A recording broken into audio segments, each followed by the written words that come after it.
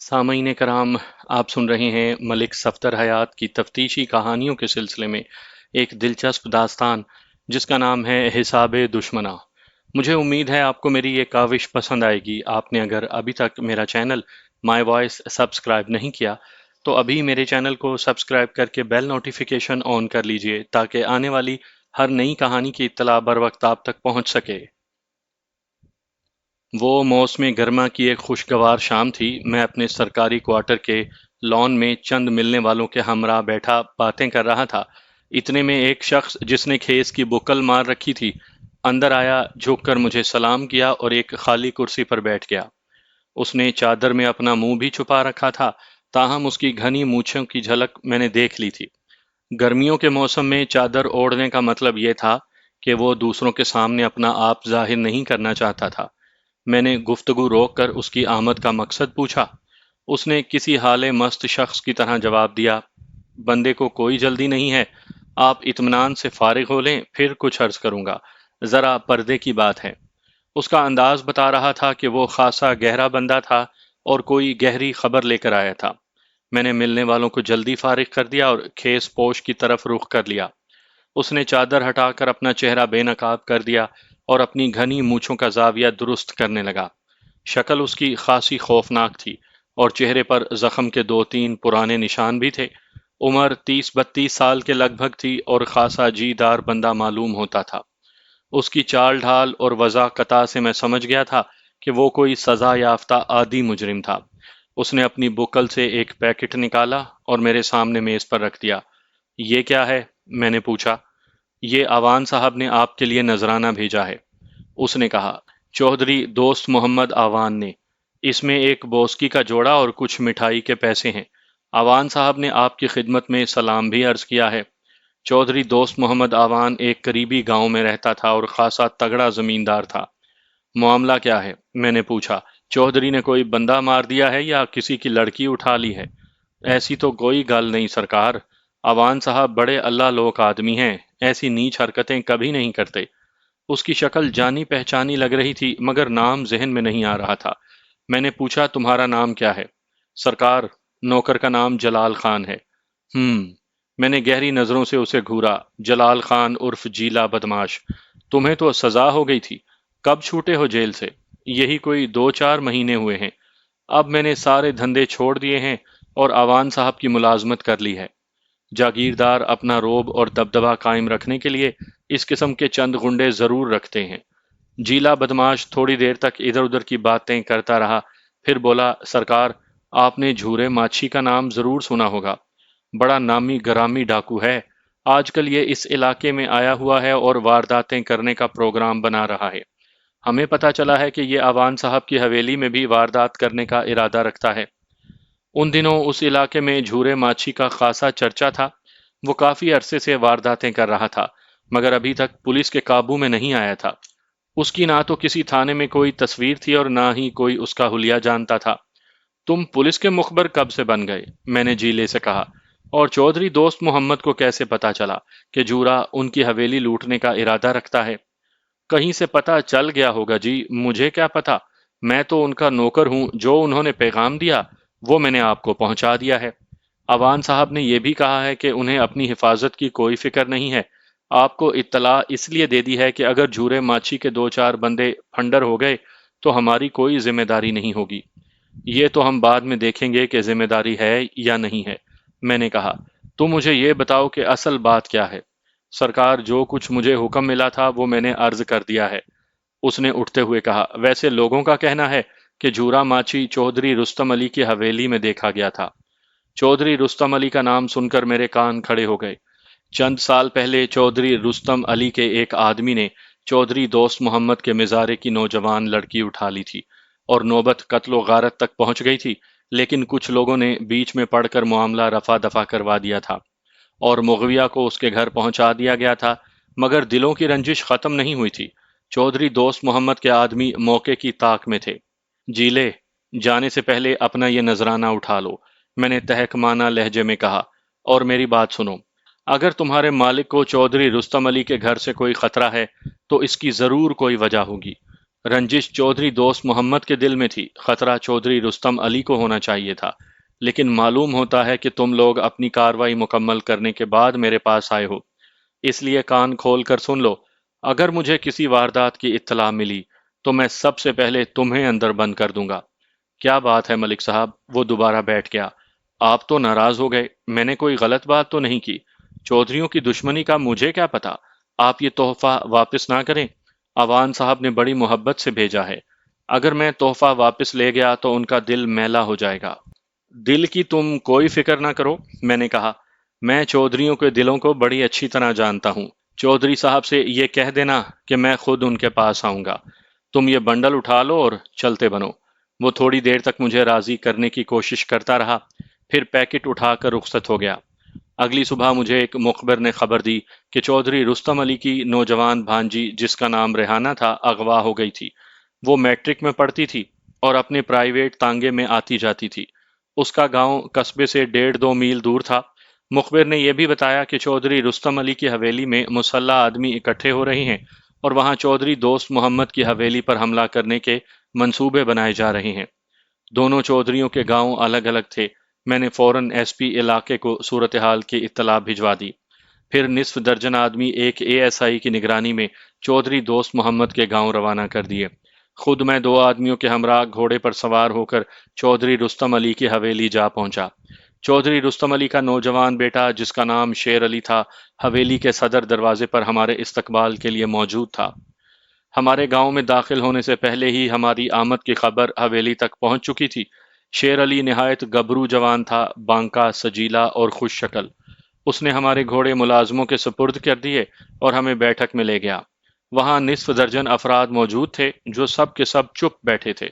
उनके चेहरों पर बरहमी और गजबनाकी पाई जाती थी।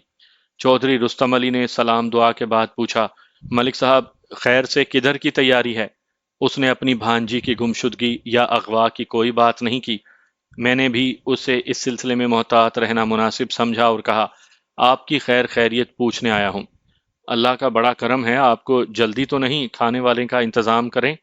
उसका अंदाज बता रहा था कि वो हमसे जल्दी जान छुड़ाना चाहता था। हमें कोई जल्दी नहीं है, मैंने कहा, लेकिन हम खाना नहीं खाएंगे। हम इधर से चुन्नीवाल जाएंगे, वहां से एक वारदात की इत्तला मिली है। चुन्नीवाल का नाम सुनकर सबके कान खड़े हो गए, क्योंकि ये चौधरी दोस्त मोहम्मद के गांव का नाम था। वारदात वाली बात गप में थी। मैं उन्हें यह एहसास दिलाना चाहता था कि अगर वो चौधरी दोस्त मोहम्मद के गांव पर हमले का मंसूबा बना रहे थे तो उन्हें मोहतात हो जाना चाहिए। पुलिस की मौजूदगी में वो ऐसी कार्रवाई नहीं कर सकते थे। चुन्नीवाल में वारदात हो गई है? शेर अली ने कदरे हैरानी से पूछा, या वारदात का खतरा है? मैंने बात बनाते हुए कहा, मुझे तफसील मालूम नहीं है। जिस वक्त ये इतला मिली उस वक्त मैं थाने में मौजूद नहीं था। एएसआई इतला मिलते ही 5-6 अफराद के हमरा उधर रवाना हो गया। रोजनामचे में इतला देने वाले का नाम जलाल खान लिखा है। गालिबन बलवे का केस है। शेर अली ने परेशान नजरों से अपने बाप की तरफ देखा। रुस्तम अली की हालत उस शेर की सी हो रही थी जिसके मुंह से उसका शिकार छीन लिया गया हो। वाज़ेह तौर पर उन्होंने अपने हरीफ से इंतकाम लेने की जबरदस्त तैयारी कर रखी थी। रुस्तम अली ने एक मुलाजिम को लस्सी लाने के लिए कहा, फिर मुझे बाजू से पकड़कर एक तरफ ले गया और मुस्तरिब लहजे में बोला, मलिक साहब, हमारे साथ बुझारते ना डालें। हमारे आपके साथ पुराने ताल्लुकात हैं और इंशाअल्लाह हमेशा रहेंगे। हमें सही बात बताएं, बलवे की रिपोर्ट चुन्नीवाल वालों ने लिखवाई है और तफ्तीश करने आप यहाँ आए हैं। असल बात क्या है? मेरा ख्याल है कि दोस्त मोहम्मद ने हमारे खिलाफ पर्चा कटवाया है। यही बात है ना? चौधरी साहब, सही बात दोनों तरफ से होनी चाहिए। हम इतनी दूर से चलकर आपके पास आए हैं, हालांकि आना आपको चाहिए था, या आपने हम पर भरोसा करना छोड़ दिया? भरोसा तो हम आप पर जरूर करते हैं और आपको मौका बेमौका तकलीफ भी देते रहते हैं, लेकिन कुछ काम ऐसे भी आन पड़ते हैं जिनमें आप हमारे लिए कुछ नहीं कर सकते, क्योंकि कानून ने आपके हाथ बांध रखे हैं। कानून की सबको पाबंदी करनी चाहिए चौधरी साहब। मैंने उसकी आंखों में आंखें डालकर कहा, आपको भी करनी चाहिए। अगर आप कानून के खिलाफ वर्जी करेंगे तो हमारे लिए मुश्किलात पैदा होंगी। हमारी पहली वफादारी तो कानून के साथ है, इसलिए बेहतर यह है कि आप हमें घुम्मन घेरियों में ना डालें। जो बात है वो खुल कर करें। आखिर वो कौन सा ऐसा काम है जिसमें हम आपकी मदद नहीं कर सकते? اتنے میں شیر علی بھی ہمارے قریب آ کر ٹھہر گیا تھا۔ وہ بولا، ملک صاحب، معلوم ہوتا ہے کہ خبر آپ تک پہنچ چکی ہے۔ آپ زیادہ سے زیادہ ہماری عورتوں کو چھڑا لائیں گے، ہماری ذلت کا بدلہ تو نہیں لے سکیں گے۔ آپ کی کارروائی سے ہوگا کیا؟ 2-4 سال مقدمہ چلے گا اور آخر میں مجرم بری ہو جائیں گے۔ آپ کا قانون تو یہی کچھ کر سکتا ہے۔ ملک صاحب، ہمارے سینوں میں جو آگ جل رہی ہے وہ آپ کی کارروائیوں سے ٹھنڈی نہیں ہو سکتی۔ چودھری رستم علی نے کہا، ملک جی، فی الحال آپ اپنے آدمیوں کو واپس بلا لیں، ہمیں کل تک کی مہلت چاہیے۔ اس کے بعد ہم آپ کو 2-4 آدمیوں کی گرفتاری دے دیں گے، آپ کے قانون کا پیٹ بھی بھر جائے گا۔ مخبر نے مجھے بتایا تھا کہ صرف ایک لڑکی جس کا نام ریحانہ تھا اغوا ہوئی تھی، لیکن شیر علی کی بات سے ظاہر ہو رہا تھا کہ اغوا ہونے والیوں کی تعداد ایک سے زیادہ تھی۔ مجھے صرف ایک لڑکی کے اغوا کی اطلاع ملی ہے، میں نے کہا۔ صحیح صورتحال کیا ہے؟ باپ بیٹے نے ایک دوسرے کی طرف دیکھا۔ شیر علی اسی طرف چلا گیا جس طرف دوسرے لوگ بیٹھے تھے۔ اس کے جانے کے بعد چودھری رستم علی نے قدرے دھیمی آواز میں کہا، ایک میری بھانجی ریحانہ ہے اور دوسری میری بیوی صادقہ بیگم ہے، میری دوسری بیوی۔ وہ کھل کر کوئی بات بتانے پر تیار نہیں تھا۔ ایک بات جاننے کے لیے کئی سوالات کرنے پڑتے تھے۔ کچھ باتیں مجھے اسی وقت معلوم ہو گئیں، کچھ بعد میں معلوم ہوئیں، لہٰذا میں آپ کو سوال و جواب کے چکر میں ڈالنے کے بجائے خلاصہ بتا دیتا ہوں۔ ریحانہ کی عمر 16-17 سال کے قریب تھی۔ اس کا اسکول 8 بجے لگتا تھا۔ وہ روزانہ 7:30 بجے گھر سے روانہ ہو جاتی تھی۔ دیہات کے خالص ماحول اور خالص غذاؤں نے اس کے جسم پر نمایاں اثر کیا تھا۔ وہ خوبصورت اور فربہ اندام تھی اور اپنی عمر سے بڑی لگتی تھی۔ اس کا قد بھی دوسری لڑکیوں سے نکلتا ہوا تھا۔ اس روز چودھری رستم علی کی دوسری بیوی صادقہ بیگم بھی اس کے ساتھ تھی۔ قصبے میں اس کے کچھ رشتہ دار رہتے تھے اور وہ کئی روز سے ریحانہ کے ساتھ جانے کا پروگرام بنا رہی تھی۔ ریحانہ کی 2-2:30 بجے چھٹی ہو جاتی تھی۔ چودھری رستم علی نے اپنی بیوی کو تاکید کر دی تھی کہ وہ ریحانہ کے ساتھ ہی واپس آئے۔ تانگا گھر کا تھا اور ادھیڑ عمر کوچوان جس کا نام صدر دین تھا ایک قابل اعتماد شخص تھا۔ وہ چودھری رستم علی کا پرانا نمک خوار تھا۔ تانگے میں گاؤں کی کچھ دوسری لڑکیاں بھی اسکول جاتی تھیں۔ اس روز چونکہ تانگا نے صادقہ کو اس کے رشتہ داروں کے گھر سے اٹھانا تھا، اسی لیے دوسری 3 لڑکیاں ایک دوسرے تانگے پر واپس چلی گئیں۔ گاؤں اور قصبے کے درمیان پکی سڑک بنی ہوئی تھی جس پر تانگے اور بیل گاڑیاں عام چلتی تھیں۔ کبھی کبھار کوئی موٹر بھی نظر آ جاتی تھی۔ اسکول جاتے اور آتے وقت 3-4 تانگے ایک ساتھ روانہ ہوتے۔ ان میں لڑکیوں کے علاوہ لڑکے بھی ہوتے تھے، اس لیے کبھی کوئی خطرہ محسوس نہیں ہوا تھا۔ واپسی میں صادقہ بیگم کو اپنے رشتہ داروں کے گھر سے نکلتے نکلتے دیر ہو گئی۔ دوسرے تانگے اسی اثناء میں گاؤں پہنچ چکے تھے۔ ریحانہ اور صادقہ بیگم کا تانگا تقریباً 4 بجے بغیر سواریوں کے حویلی پہنچا۔ کوچوان زخمی اور نیم بے ہوش پڑا تھا۔ گھوڑا خود ہی تانگے کو لے کر وہاں پہنچا تھا۔ صدر دین نے ہوش میں آنے کے بعد بتایا کہ 3 ڈاکوؤں نے جو گھوڑوں پر سوار تھے تانگا زبردستی رکوایا، اسے بری طرح زد و کوب کیا اور دونوں عورتوں کو گھوڑوں پر ڈال کر لے گئے۔ ڈاکوؤں نے ڈھانٹے باندھ رکھے تھے۔ میں نے چودھری رستم علی سے پوچھا کہ آپ کے پاس اس بات کا کیا ثبوت ہے کہ اغوا میں دوست محمد کا ہاتھ ہے؟ ملک صاحب، اتنی جرت اور کوئی نہیں کر سکتا۔ چودھری رستم علی کی عزت پر ہاتھ ڈالنا آسان کام نہیں ہے۔ یہ حرکت دوست محمد کے اشارے پر کی گئی ہے۔ اگر کوئی کمی کمین یہ حرکت کرتا تو ہم اس کو زن بچہ سمیت اس کے گھر میں بند کر کے اوپر مٹی کا تیل چھڑکتے اور آگ لگا کر اندر ہی بھون ڈالتے۔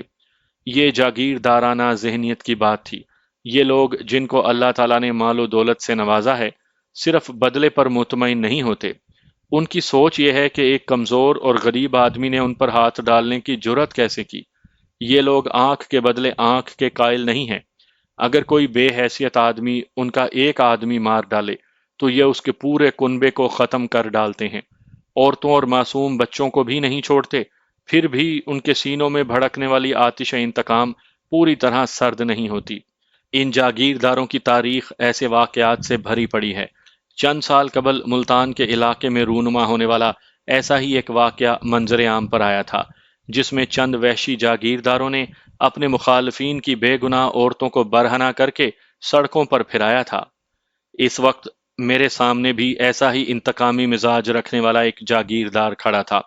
چودھری صاحب، یہ تو آپ اندازے کی بات کر رہے ہیں، اور اندازہ غلط بھی ہو سکتا ہے، یہ ڈاکوؤں کی کارروائی بھی ہو سکتی ہے۔ ممکن ہے کہ سنسان سڑک پر بوڑھے کوچوان کے ساتھ دو نوجوان عورتوں کو دیکھ کر ڈاکوؤں نے بغیر کسی پروگرام کے انہیں اغوا کر لیا ہو۔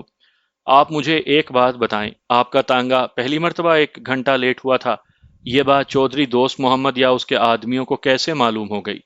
ہمارے پاس ایسی باتیں سوچنے کا وقت نہیں ہے ملک صاحب۔ دوست محمد کے کسی آدمی نے ہمارا تانگا دیکھ لیا ہوگا۔ ہمارے تانگے اور کوچوان کو سب ہی پہچانتے ہیں۔ چلیں، میں آپ کی یہ بات بھی مان لیتا ہوں کہ دوست محمد کے کسی آدمی نے آپ کا تانگا پہچان لیا ہوگا اور اس نے چنی وال اطلاع بھجوا دی ہوگی۔ اس کے باوجود اتنے تھوڑے وقت میں اغوا کی منصوبہ بندی کرنا بہت مشکل ہے۔ اگر یہ اغوا عام دنوں میں ہوتا تو چودھری دوست محمد پر شک کیا جا سکتا تھا، یا پھر یہ کہنا چاہیے کہ دوست محمد کے آدمی روز گھات لگا کر بیٹھتے تھے اور آپ کا تانگا لیٹ ہونے کے منتظر تھے۔ کل تانگا لیٹ ہوا اور انہیں کام دکھانے کا موقع مل گیا، یا پھر وہ… میں نے اپنی بات ادھوری چھوڑ دی۔ میں یہ کہنا چاہتا تھا کہ یا پھر وہ صادقہ بیگم کا انتظار کر رہے تھے، کیونکہ ریحانہ تو روزانہ آتی جاتی تھی۔ صادقہ بیگم پہلی دفعہ نکلی تھی۔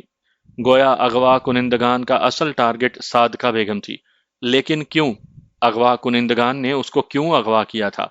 چودھری صاحب، یہ اغوا کی سیدھی سادی واردات معلوم نہیں ہوتی، میں نے کہا۔ مجھے اس میں کچھ پھیر نظر آتا ہے۔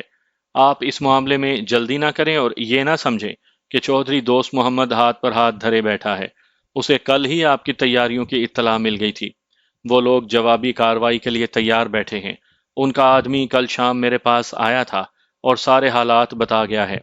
آپ کے آدمی وہاں جائیں گے، 2-4 لاشیں ان کی گریں گی، 2-4 آپ کی گریں گی، اور باقی آدمی ہمیں لامحالہ اندر بند کرنا پڑیں گے۔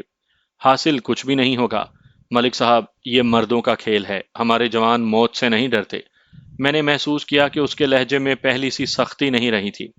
ٹھیک ہے چودھری صاحب، میں آپ کی بات مانتا ہوں، لیکن زندگی اور موت کا کھیل شروع کرنے سے پہلے انسان کو حقیقت کا پورا علم ہونا چاہیے۔ آپ اپنا آدمی تھانے بھیج دیں اور پہلے پرچہ کٹوا دیں، یہ آپ کے حق میں بہتر ہوگا۔ آپ کو مخالف فریق پر قانونی بالادستی حاصل ہو جائے گی۔ اس نے اپنے آدمیوں سے مشورہ کیا اور پرچہ کٹوانے پر راضی ہو گیا۔ وہاں سے رخصت ہونے سے پہلے میں نے کہا کہ میں صدر دین کوچوان سے ملنا چاہتا ہوں۔ اور چھوڑیں جی، اس جاہل گوار سے مل کر آپ کو کوئی فائدہ نہیں ہوگا، شیر علی نے کہا۔ اور وہ ہوش میں بھی نہیں ہے، کل سے الٹی سیدھی باتیں کر رہا ہے۔ ڈاکوؤں کو دیکھ کر اس کا دماغ ہی الٹ گیا ہے۔ میں نے اس کی بات کا کوئی جواب نہیں دیا اور اپنے آدمیوں کے ہمراہ وہاں سے رخصت ہو گیا۔ باہر نکل کر ہم نے صدر دین کوچوان کا پتہ پوچھا اور ایک لمبا چکر لگا کر اس کے گھر پہنچ گئے۔ وہ 3 کچے کمروں پر مشتمل ایک چھوٹا سا مکان تھا۔ ہماری دستک کے جواب میں ایک بھاری جسم کی ادھیڑ عمر عورت دروازے پر آئی۔ اس نے کھدر کی میلی سی چادر اوڑھ رکھی تھی اور آنکھیں اس کی سوجی ہوئی تھیں۔ میرے استفسار پر اس نے بتایا کہ وہ صدر دین کی بیوی نذیرہ تھی۔ صدر دین کا کیا حال ہے؟ میں نے پوچھا۔ چودھریوں نے بتایا ہے کہ کل وہ ڈاکوؤں کے حملے میں زخمی ہو گیا تھا۔ آہو جی، چودھری ٹھیک ہی کہندے نے، اس نے روحانسی آواز میں کہا۔ ایس پنڈ وچ چودھریاں دا سکہ ہی چلدا ہے۔ اندر آ جاؤ جی، غریباں دی بھی کی زندگی ہے۔ اس نے ہمارے داخل ہونے کے لیے راستہ چھوڑ دیا۔ صدر دین چارپائی پر پڑا دھیمی آواز میں ہائے ہائے کر رہا تھا۔ اس کا چہرہ سوجا ہوا تھا، ایک آنکھ پھول کر کپا ہو رہی تھی۔ اس کے جسم پر بندھی ہوئی میلی سی پٹی سے اندازہ ہوتا تھا کہ اسے طبی امداد فراہم نہیں کی گئی تھی۔ کمرے میں ایک سفید ریش بوڑھا بیٹھا ہوکا پی رہا تھا۔ ایک 13-14 سالہ لڑکی صدر دین کی چوٹوں پر ٹکور کر رہی تھی۔ دوسرے کمرے سے کسی لڑکی کی ہچکیوں کی آوازیں آ رہی تھیں۔ ہمیں دیکھ کر سفید ریش بوڑھا حکا ہاتھ میں لیے کھڑا ہو گیا اور عاجزی سے سلام کیا۔ لڑکی ہاتھ روک کر ہمیں دیکھنے لگی۔ میں نے بوڑھے کے سلام کا جواب دیا اور آگے بڑھ کر صدر دین کی چوٹوں کا جائزہ لیا۔ بوڑھا صدر دین کا باپ بدر دین تھا۔ میں نے اس سے پوچھا کہ چودھریوں نے اس کے بیٹے کی مرہم پٹی کیوں نہیں کروائی؟ اس کی آنکھوں میں آنسو آ گئے۔ بولا، کوئی بات نہیں جی، معمولی چوٹیں ہیں، خود ہی ٹھیک ہو جائیں گی۔ بابا جی، یہ معمولی چوٹیں ہیں؟ میں نے حیرانی سے کہا۔ یہ تو چاروں طرف سے سوجا پڑا ہے، اسے تو اسی وقت ہسپتال بھجوانا چاہیے تھا۔ حد ہو گئی بے پرواہی کی۔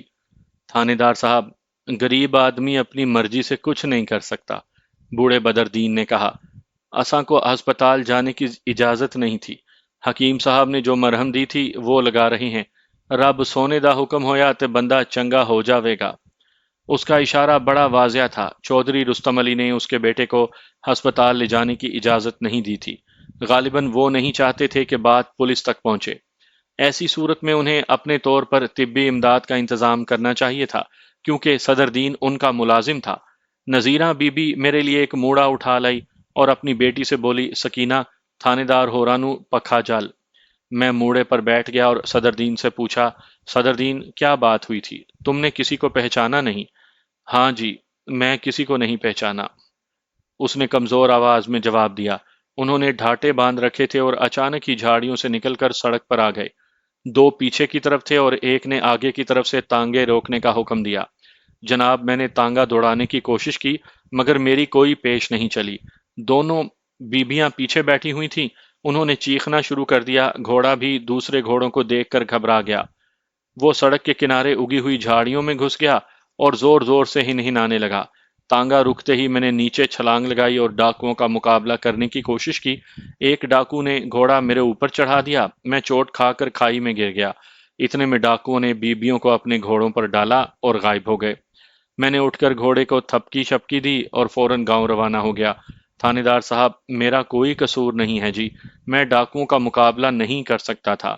میں نے حیرت سے اس کی بات سنی۔ اس کے چہرے اور جسم پر جو چوٹیں نظر آ رہی تھی وہ ایک دفعہ گھوڑا چڑھانے سے نہیں آ سکتی تھی۔ نیز چہرے پر جو چوٹیں نظر آ رہی تھیں وہ کسی کند آلے کی چوٹیں معلوم ہوتی تھیں۔ اس نے پوری بات نہیں بتائی تھی۔ صدر دین، ڈاکوؤں کے پاس تم نے کوئی ہتھیار وغیرہ بھی دیکھے تھے؟ میں نے پوچھا۔ ایک ڈاکو کے ہاتھ میں مجھے پستول نظر آیا تھا، ہو سکتا ہے کہ دوسرے دو کے پاس بھی پستول ہی ہوں۔ تم نے ان کے پاس کوئی لاٹھی یا ڈنڈا وغیرہ تو نہیں دیکھا؟ نہ جی، مجھے ایسی تو کوئی چیز نظر نہیں آئی۔ میں نے کہا، تانگا روکنے کے بعد جب تم نیچے اترے اور بیبیوں کی مدد کرنے کی کوشش کی تو ایک ڈاکو نے اپنا گھوڑا تم پر چڑھا دیا اور تم کھائی میں جا گرے۔ اس کے بعد کیا ہوا؟ اس کے بعد کیا ہونا تھا، میں کھائی سے باہر نکلا تو ڈاکو بیبیوں سمیت وہاں سے جا چکے تھے۔ صدر دین، یہ تمہارے چہرے پر جو چوٹیں ہیں یہ کیسے آئی ہیں؟ وہ کچھ دیر چھت کو گھورتا رہا، پھر بولا، جناب، یہ چوٹیں بھی قسمت میں لکھی تھیں۔ قبل اس کے کہ میں اگلا سوال کرتا اس کا بوڑھا باپ بولا، تھانے دار صاحب، جب نوکر اپنے مالک کی امانت کی حفاظت نہیں کر سکتا تو اسے چوٹیں تو کھانا ہی پڑتی ہیں۔ میں پہلے ہی سمجھ گیا تھا۔ میں نے کہا، اسے چودھریوں نے مارا ہے؟ صدر دین کچھ نہ بولا۔ میں نے ٹھیک اندازہ لگایا تھا، صدر دین کوچوان کو چودھریوں نے مارا تھا۔ جب ہی شیر علی نے کہا تھا کہ اس جاہل گنوار سے مل کر ہمیں کوئی فائدہ نہیں ہوگا۔ صدر دین کا قصور کوئی نہیں تھا، لیکن چودھریوں نے اپنا غصہ تو نکالنا ہی تھا۔ صدر دین، کیا یہ سچ ہے کہ تمہیں چودھریوں نے مارا ہے؟ میں نے پوچھا۔ کوئی گال نہیں جی، اس نے عاجزی سے کہا۔ نوکروں کو مالک کا غصہ بھی سہنا پڑتا ہے۔ نذیرہ بی بی جو ابھی تک چپ بیٹھی تھی ایک دم پھٹ پڑی، بولی، خسمانو کھانے اونترے نکتے، شالا اینا دی بیڑی ڈوب جائے۔ ہائے وے ربا، میری کڑی دیاں بھی لیراں لا چھڈیاں نے، اللہ کرے اینا دی حویلی نو اگ لگ جاوے۔ بوڑھے بدر دین نے اٹھ کر جلدی سے اپنی بہو کے منہ پر ہاتھ رکھ دیا، بولا، صبر کر نذیرہ بی بی، صبر کر۔ چودھریوں کے کانوں تک تیری آواز پہنچ گئی تے رہندی کھوندی عزت یا بھی لیراں ہو جان گیاں، صبر کر۔ رب سونا سب کچھ دیکھ رہا ہے، وہ صبر کرنے والوں کی فریاد سنتا ہے۔ نذیرہ زارو قطار رونے لگی، روتے ہوئے بولی، تسی کس گل دے تھانے دار بنے پھر دیو؟ رب نو کی جواب دیو گے؟ ہائے وے ربا، اینا چودھریاں نو آپ ہی چک لے۔ صدر دین، کیا بات ہے؟ میں نے کہا، تم کیوں نہیں کچھ بولتے؟ اگر تم رپورٹ نہیں لکھواؤ گے تو ہم کاروائی کیسے کریں گے؟ چودھریوں نے کیا کیا ہے تمہارے ساتھ؟ رپٹ، بوڑھے بدر دین نے کہا۔ تھانے دار صاحب، رپٹوں سے کیا ہوتا ہے؟ تسی چودھریوں کا کچھ نہیں بگاڑ سکتے۔ اگر ہم نے رپٹ لکھا دی تو کل ہماری لاشیں اٹھانے والا کوئی نہیں ملے گا۔ بات وہ ٹھیک کہتا تھا۔ ایک غریب کوچوان کی رپورٹ پر چودھریوں کے خلاف کارروائی کرنا مشکل کام تھا۔ اول تو اس کے حق میں گواہی دینے والا کوئی نہ ملتا، اور دوسری بات یہ کہ چودھری اسے اور اس کے گواہوں کو عدالت تک پہنچنے کی مہلت ہی نہ دیتے۔ میں نے نذیرہ بی بی سے پوچھا، بی بی، یہ لڑکی کا کیا قصہ ہے؟ کچھ نہیں، کچھ نہیں، بوڑھے بدر دین نے جلدی سے کہا، کوئی قصہ نہیں ہے۔ نذیرہ بی بی بھی کچھ نہیں بولی۔ میں نے صدر دین سے ڈاکوؤں کے حلیے اور گھوڑوں کے رنگ وغیرہ کے بارے میں کچھ سوالات کیے، لیکن وہ کوئی واضح بات نہ بتا سکا۔ اسے ڈاکوؤں کی گرفتاری سے کوئی دلچسپی نہیں تھی، بلکہ شاید وہ چودھریوں کے سلوک کے بعد ریحانہ اور صادقہ بیگم کے اغوا پر خوش تھا۔ جب ہم باہر نکلے تو گھوڑوں کی نگرانی کرنے والا سپاہی ایک بار ایک شخص کے ساتھ باتیں کر رہا تھا۔ اس شخص نے ہمیں سلام کیا، اپنا نام ماسٹر فیروز علی بتایا اور یہ بھی بتایا کہ وہ گاؤں کے پرائمری اسکول کا ہیڈ ماسٹر تھا۔ اس نے شلوار قمیض کے اوپر کیسری رنگ کی پگڑی باندھ رکھی تھی اور ہاتھ میں اس کے چھڑی تھی۔ اس کا گھر قریب ہی تھا اور وہ بڑے اصرار کے ساتھ ہمیں اپنے گھر لے گیا اور اپنی بیوی سے کہا کہ ہمارے لیے شربت بنا کر لے آئے۔ ملک صاحب، میں نے آپ کی بڑی تعریف سنی تھی، اس نے کہا، اور مجھے آپ سے ملنے کا بہت شوق تھا۔ اچھا ہوا آج آپ سے ملاقات ہو گئی۔ میں آپ کی چودھریوں جیسی خدمت تو نہیں کر سکتا، لیکن میری خواہش ہے کہ دوپہر کا کھانا آپ میرے غریب خانے پر کھائیں۔ کھانے کا شکریہ، میں نے کہا، ہم زیادہ دیر نہیں رک سکتے۔ آپ کو تو پتہ ہی ہوگا کہ چودھری رستم علی کے گھر کی دو عورتیں اغوا ہو گئی ہیں اور چودھری کا خیال ہے کہ یہ حرکت دوست محمد آوان کی ہے۔ وہ کچھ دیر چپ بیٹھا رہا، پھر پوچھا، صدر دین نے آپ کو کیا بتایا ہے؟ کوئی خاص بات نہیں بتائی۔ اس کی باتوں سے اندازہ ہوتا ہے کہ چودھریوں نے اسے بہت مارا ہے۔ اس نے پرتاسف انداز میں سر ہلایا، پھر بولا، کل جس وقت وہ حویلی پہنچا اس وقت میں وہیں تھا۔ آپ کے سامنے کیا واقعہ پیش آیا تھا؟ ملک صاحب، میں یہی تو بات آپ کو بتانا چاہتا ہوں۔ بات یہ ہے کہ غریب آدمی بڑا بے بس ہوتا ہے، وہ کچھ نہیں کر سکتا۔ کل جو ظلم میں نے دیکھا ہے اسے میں زندگی بھر نہیں بھول سکتا۔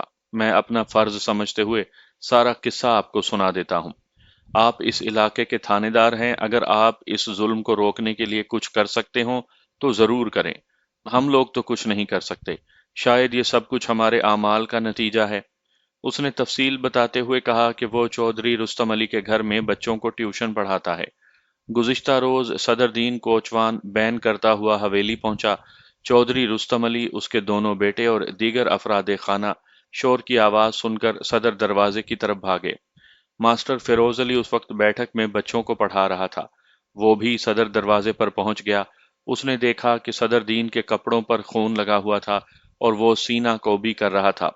تانگا ایک طرف کھڑا تھا اور گھوڑا بھی زور زور سے ہنہنا رہا تھا۔ شیر علی نے جب دیکھا کہ تانگا خالی ہے تو اس نے تیزی سے آگے بڑھ کر صدر دین کا گریبان پکڑ لیا اور اس سے پوچھا کہ وہ عورتوں کو کہاں چھوڑ آیا۔ صدر دین نے ہاتھ جوڑ دیا اور کانپتے ہوئے بولا، چودھری صاحب، بیبیوں کو ڈاکو اٹھا کر لے گئے ہیں۔ یہ دیکھیں، انہوں نے مجھے بھی زخمی کر دیا ہے۔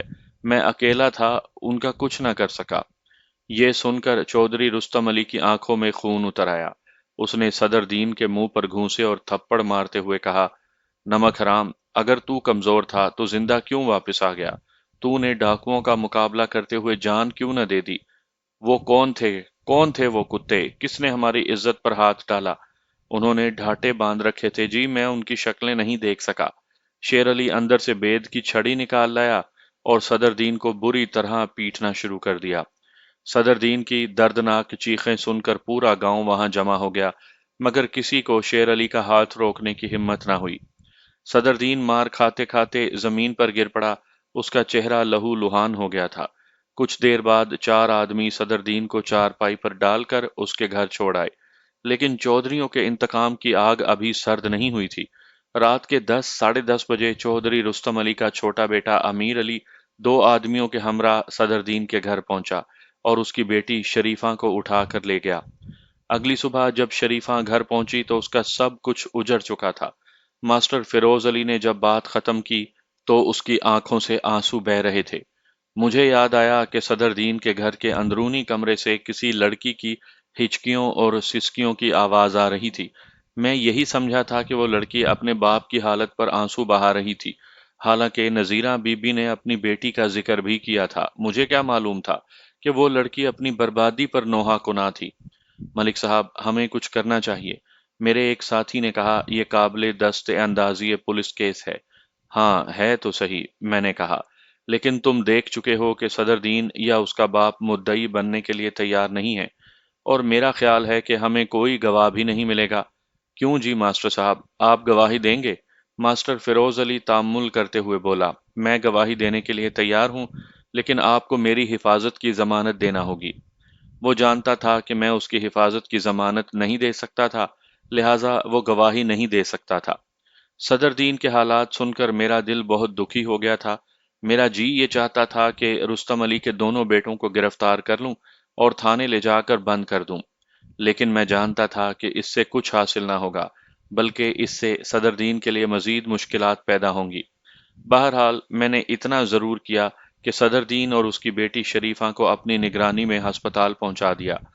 गांव से रुखसत होने से पहले हम कुछ और लोगों से भी मिले और झूरे माछी के बारे में सुन गुन लेने की कोशिश की, मगर कोई कामयाबी नहीं हुई, क्योंकि जैसा कि मैं बता चुका हूं कि हमें उसकी शक्ल सूरत या हुलिये का कोई इल्म नहीं था। चौधरी रुस्तम अली अपनी वसी हवेली में 20 आदमी छुपा सकता था। तकरीबन 3 साढ़े 3 बजे एक नौजवान, जिसने नफीस लिबास और कराकली की टोपी पहनी हुई थी, बड़ी शान से मेरे कमरे में दाखिल हुआ। उसने तीखी किस्म की छोटी छोटी मूछें रखी हुई थी और उम्र उसकी कोई 23-24 साल के करीब थी। मैं उसकी शक्ल देखकर समझ गया कि वो चौधरी रुस्तम अली का छोटा बेटा अमीर अली था। हाजिर हो सकता हूँ जनाब, उसने अंदर दाखिल होने के बाद कहा। कौन हो तुम? मैंने तहकमाना लहजे में कहा। बाहर खड़े होकर इजाजत लो, जिसे देखो मुंह उठाए चला आ रहा है। उसने अपना तारुफ करवाने की कोशिश की, बोला, मलिक साहब, मैं चौधरी रुस। तुमने सुना नहीं? मैंने उसकी बात काटी। बाहर इंतजार करो, ये चौपाल नहीं है, थानेदार का कमरा है। वो बाहर चला गया। उसका चेहरा गुस्से से सुर्ख हो गया था। उसको बाहर निकालने के बाद मैंने हवालदार को अपने कमरे में बुलाया और ऊंची आवाज में कहा, हवालदार, जरा ख्याल रखना, चौधरी रुस्तम अली की हवेली से अगर कोई आदमी आए तो उसे फौरन मेरे पास भेज देना। मैंने ये बात अमीर अली को सुनाने के लिए कही थी। मैं नहीं चाहता था कि वो गुस्से में वापस चला जाए। हवालदार बाहर गया और लम्हा भर के बाद अमीर अली को साथ लेकर अंदर आ गया। इसको तो मैंने अभी अभी बाहर भेजा था, मैंने हवालदार को डांटा। तुम फिर इसे अंदर ले आए? ये चौधरी रुस्तम अली का बेटा अमीर अली है, हवालदार ने कहा। अच्छा अच्छा, मैंने कहा। तुमने बताया क्यों नहीं कि तुम चौधरी रुस्तम के बेटे हो? बैठो। मलिक साहब, आपने तो मुझे बोलने का मौका ही नहीं दिया, उसने कहा। मैं तो वापस जाने लगा था। मैंने हवालदार से कहा कि रोजनामचा वगैरह ले आए। अमीर अली अगवा की रपट लिखवाने आया है। मलिक साहब, सुबह आप हमारे गांव आए थे, मगर मेरी आपसे मुलाकात नहीं हो सकी। बहुत अफसोस हुआ। उसने मेरे बोलने का इंतजार किया, फिर सिलसिला कलाम जारी रखते हुए बोला, हमें पता चला है कि आपने सदरदीन को यहाँ अस्पताल में दाखिल करवा दिया है। मैं रपट में उसका नाम भी लिखाना चाहता हूँ। हमारा ख्याल है कि अगवा उसकी मिली भगत से हुआ है। बड़ा मीसना आदमी है, हमने उस पर कभी शक भी नहीं किया था। बरखुरदार, कोई अकल की बात करो, मैंने कहा। सदरदीन तुम्हारा मुलाजिम है, तुम्हारी हवेली का आदमी है। अगर मैंने उसका नाम रपट में लिख दिया तो ये बात तुम्हारे खिलाफ जाएगी। चौधरी दोस्त मोहम्मद को ये कहने का मौका मिल जाएगा कि वारदात हवेली के मुलाजमों ने की है। उसे तुम्हारे ही आदमियों को तुम्हारे खिलाफ इस्तेमाल करने का मौका मिल जाएगा। अपने मुलाजमों को हमेशा खुश रखना चाहिए। जैसे आपकी मर्जी, उसने कहा। वैसे सच पूछें तो हमें सदरदीन पर बहुत गुस्सा है। सच कहते हो, मैंने कहा। गरीब आदमी पर सभी को गुस्सा आता है। हवालदार रजिस्टर लेकर मेरे कमरे में पहुंच गया और रिपोर्ट दर्ज करने लगा। अमीर अली से सवालो जवाब के दौरान पता चला कि सादका बेगम अपने वालदैन से मिलने कस्बे आई थी। मैंने उसके बाप का पता अपनी डायरी में नोट कर लिया। उसका नाम मजहर हुसैन था और वो मनियारी की दुकान करता था। मेरे जहन में फौरन ये सवाल पैदा हुआ कि एक मनियारी फरोश की बेटी का इतने बड़े जागीरदार से रिश्ता कैसे जुड़ गया। अमीर अली को फारिग करने के बाद मैंने कुछ जरूरी काम निपटाए और पता पूछता हुआ मजहर हुसैन के घर पहुंच गया। मैंने अपने साथ किसी को नहीं लिया था। दरवाजा एक बूढ़ी औरत ने खोला। उसका चेहरा बता रहा था कि वो खासी परेशान है। मैंने उसे सलाम किया और कहा कि मैं सादका बेगम के किसी रिश्तेदार से मिलना चाहता हूँ। औरत ने बताया कि वो सादका बेगम की माँ है। बाद में उसका नाम फातिमा बीबी मालूम हुआ।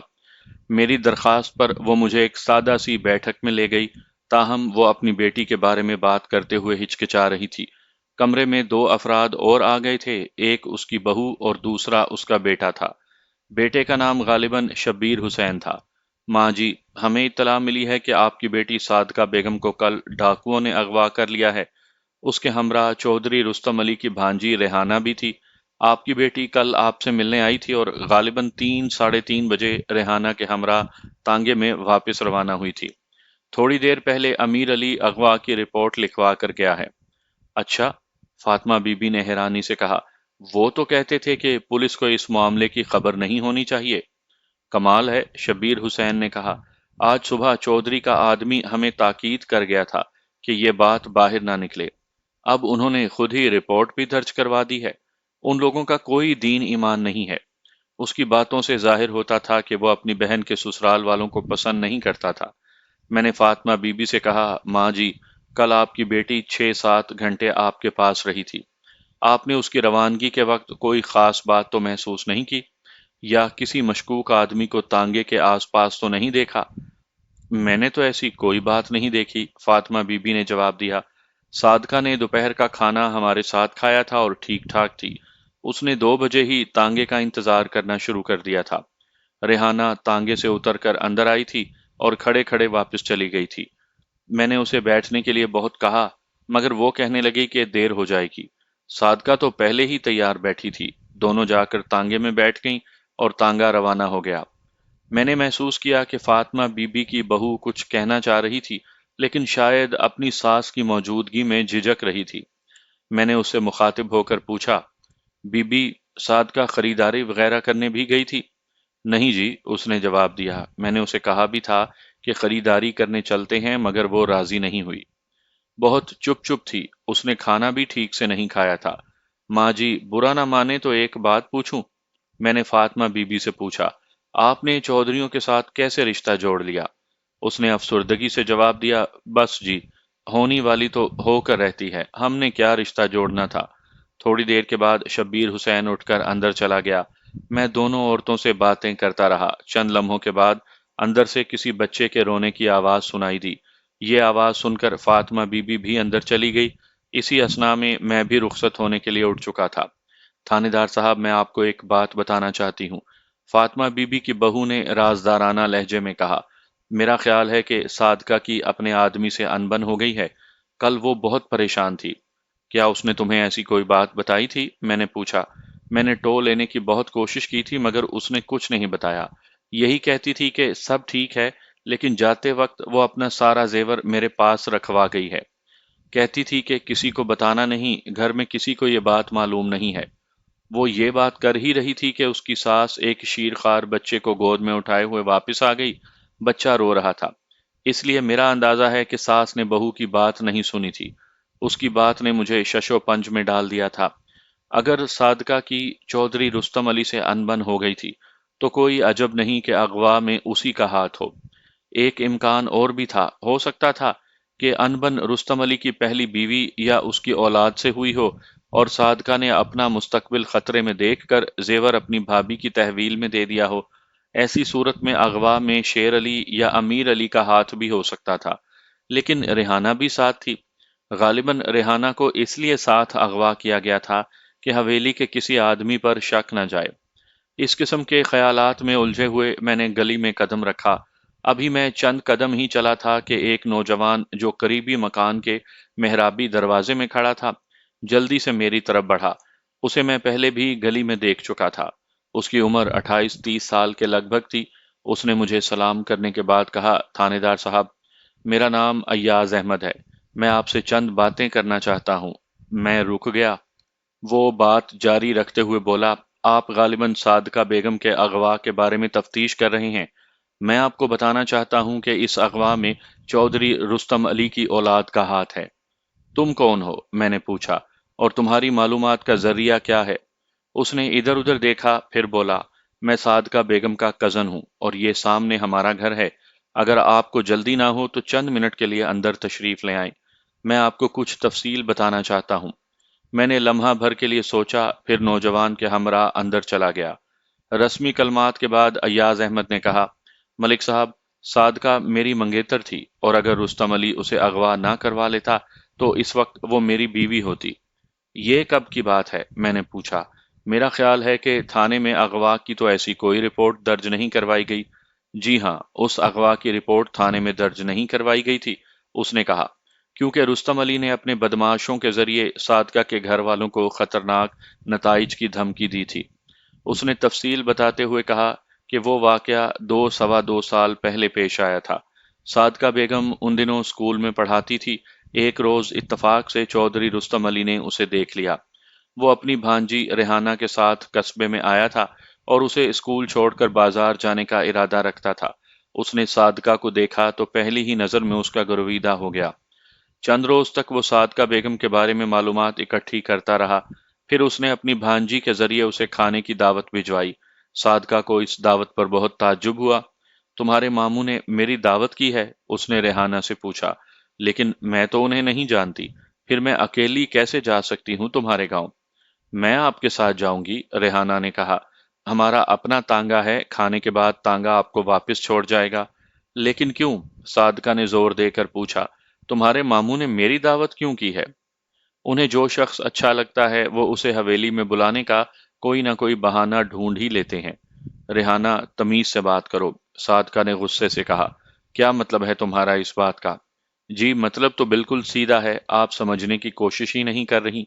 चंद रोज पहले मामू मेरे साथ यहाँ आए थे। जब हमारा तांगा स्कूल के सामने रुका तो आप सामने से आ रही थी।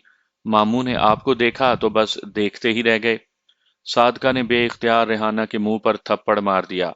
गुस्से से बोली, बकवास मत करो, ऐसे बेहुदा हैं तुम्हारे मामू। स्कूल की टीचरों को ताकते हैं, आइंदा उनका नाम भी ना लेना मेरे सामने। जाओ, मेरी नजरों से दूर हो जाओ। रेहाना ने घर जाकर ये सारी बातें अपने मामू को बता दी। एक मामूली टीचर की लंतरानी सुनकर चौधरी रुस्तम अली सख्त गुस्से से भर गया। उसने रेहाना से कहा, अपनी उस्तानी से कह देना कि हमारी अनकरीब मुलाकात होगी। सादका ने इस बात का कोई नोटिस नहीं लिया। उसे वहम भी नहीं था कि वो एक जागीरदार की धमकी थी। उसके 10-12 रोज के बाद सादका बेगम स्कूल जाने के लिए घर से निकली, लेकिन स्कूल ना पहुंच सकी। चौधरी रुस्तम अली के गुंडों ने उसे इतनी सफाई के साथ अगवा किया कि किसी को कानो कान खबर ना हो सकी। घर वाले यही समझते रहे कि उनकी बेटी स्कूल में बच्चियों को पढ़ा रही है। 10 बजे के करीब चौधरी रुस्तम अली सादका के घर पहुंचा और उसके बाप मजहर हुसैन को दुकान से बुलवाकर उसकी बेटी के हाथ का लिखा हुआ रुका दिया। रुका बहुत मुख्तसर था। सादका ने लिखा था, प्यारे अब्बा, मैं इस वक्त चौधरी रुस्तम अली की हवेली में हूँ। अगर आप मुझे जिंदा देखना चाहते हैं तो घर के तमाम अफराद के हमरा फौरन यहाँ पहुंच जाएं। मोहल्ले वालों को कुछ ना बताएं। आपकी बेटी सादका। मजहर हुसैन रुका पढ़कर घबरा गया। उसने चौधरी रुस्तम अली से पूछा, चौधरी साहब, ये क्या मामला है? सादका तो सुबह घर से स्कूल गई थी, वो आपकी हवेली कैसे पहुंच गई? मजहर हुसैन, कभी कभी रास्ते लंबे हो जाया करते हैं, चौधरी रुस्तम अली ने जवाब दिया। और सुनो, सवाल जवाब में वक्त जाया ना करो, तुम्हारी बेटी परेशान हो रही होगी। तुम लोग जल्दी से तैयार हो जाओ, मैंने 2 तांगे और मंगवा लिए हैं। बाकी बातें वहां चल कर करेंगे।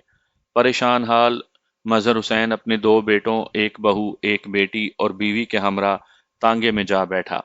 चौधरी रुस्तम अली का इसरार था, घर के सब अफराद साथ जाएंगे। तीनों तांगे हवेली के बजाय गांव के एक पुख्ता मकान के सामने पहुंचकर रुक गए। मकान के बाहर निस्फ दर्जन मुसल्ला अफराद मौजूद थे। कुछ आदमी बैठक में इंतजार कर रहे थे। उनमें एक मौलवी साहब भी थे। चौधरी रुस्तम अली मजहर हुसैन, उसकी बीवी फातिमा बीबी को अलग कमरे में ले गया और उन्हें बताया कि वो उनकी बेटी से शादी करना चाहता है। अगर वो खुशी से इजाजत दे देंगे तो उनकी इज्जत महफूज रहेगी। चौधरी साहब, मैं इज्जतदार आदमी हूँ। बूढ़े मजहर हुसैन ने कहा, मेरी बेटी का और आपका कोई जोड़ नहीं। आप ये जुल्म ना करें और सादका को हमारे साथ जाने दें। आपकी बड़ी मेहरबानी होगी। मजहर हुसैन, मैंने तुम्हारी इज्जत बचाने के लिए ही तुम्हें यहाँ बुलवाया है, चौधरी रुस्तम अली ने नखुवत से कहा। सादका ने मेरी भांजी के मुंह पर थप्पड़ मारा था और मुझे गालियां दी थीं। अब वो यहाँ से वापस नहीं जाएगी। तुम शादी पर राजी हो या ना हो, बेटी तुम्हारी यहीं रहेगी। उसकी शादी कर दोगे तो वो इज्जत से रहेगी, नहीं तो जिल्लत से रहेगी। सादका साथ वाले कमरे में है, उसके पास चले जाओ और मशवरा कर लो। उसने साथ वाले कमरे का दरवाजा खोल दिया और खुद बाहर चला गया। कमरे में सादका बेगम के अलावा 2 औरतें और भी थीं। सादका का दहशत से बुरा हाल था। उसने अपने माँ बाप को देखा तो फूट फूट कर रोने लगी। फातिमा बीबी भी रोने लगी। कमरे में मौजूद एक औरत ने फातिमा बीबी से कहा, बहन, ये तुम्हारी बेटी की खुशनसीबी है कि चौधरी साहब ने इसके लिए शादी का पैगाम दिया है, वरना वो इसे ऐसे ही अपने पास रख सकते थे। ऐसे किस्से यहाँ बहुत होते रहते हैं। ऐसी लड़कियां या तो कुछ खाकर हमेशा की नींद सो जाती हैं या फिर उस बाजार में पहुंचा दी जाती हैं जहां से वो कभी वापस नहीं आ सकती। चुपचाप जाकर हाँ कर दो, इज्जत बनी रहेगी। میاں بیوی کو بیٹی کی عزت بچانے کا کوئی راستہ سوچائی نہیں دیتا تھا۔ 1 گھنٹے تک سوچ بچار کرنے کے بعد انہوں نے ہاں کر دی اور صادقہ بیگم آہوں اور ہچکیوں کے درمیان چودھری رستم علی کی بیوی بن گئی۔ جناب، یہ ہے صادقہ بیگم کی شادی کا المیہ۔ ایاز احمد نے بات ختم کرنے کے بعد کہا، اب کچھ عرصے سے رستم علی کی پہلی بیوی اور اس کے بچوں نے صادقہ کا ناک میں دم کر رکھا تھا۔ میرا خیال ہے کہ یہ اغوا کا ڈرامہ انہوں نے ہی رچایا ہے۔ مجھے ڈر ہے کہ کہیں انہوں نے صادقہ کو قتل نہ کر دیا ہو۔ میں نے اسے تسلی دیتے ہوئے کہا، ہم تمہاری فراہم کردہ معلومات کی روشنی میں تفتیش کو آگے بڑھائیں گے اور مجرموں کا سراغ لگانے کی پوری کوشش کریں گے۔ جب میں تھانے پہنچا تو چودھری دوست محمد کو اپنا منتظر پایا۔ رسمی کلمات کے بعد اس نے کہا، ملک صاحب، بڑے افسوس کی بات ہے، آپ نے میرا بھیجا ہوا تحفہ واپس کر دیا۔ میں نے کسی غلط نیت سے تو تحفہ نہیں بھیجا تھا۔ چودھری صاحب، آپ کی نیت کا تو مجھے کچھ پتا نہیں، مگر جس کے ہاتھ آپ نے تحفہ بھیجا تھا وہ بڑا غلط آدمی تھا۔ وہ قانون اپنے ہاتھ میں لینے کی بات کر رہا تھا۔ بہرحال اس بات کو چھوڑیں، یہ اغوا کا کیا قصہ ہے؟ چودھری رستم علی نے آپ کے خلاف پرچہ کٹوایا ہے کہ آپ نے اس کی بھانجی اور بیوی کو اغوا کروا دیا ہے۔ کیا؟ اس کی حیرانی بہت اصلی تھی۔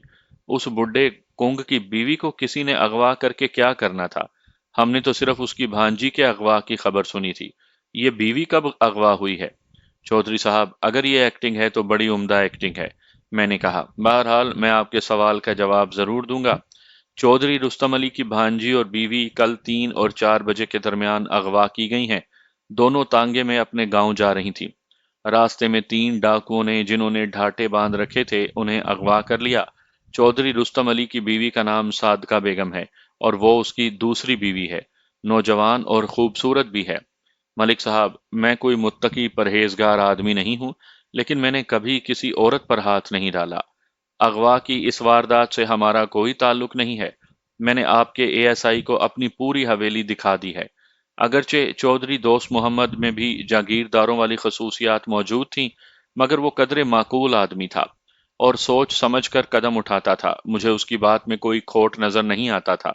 چودھری صاحب، میں آپ کی بات پر شک نہیں کرتا، میں نے کہا، مگر ہو سکتا ہے کہ آپ کی برادری کے کسی فرد نے آپ کے علم میں لائے بغیر یہ کارروائی کی ہو۔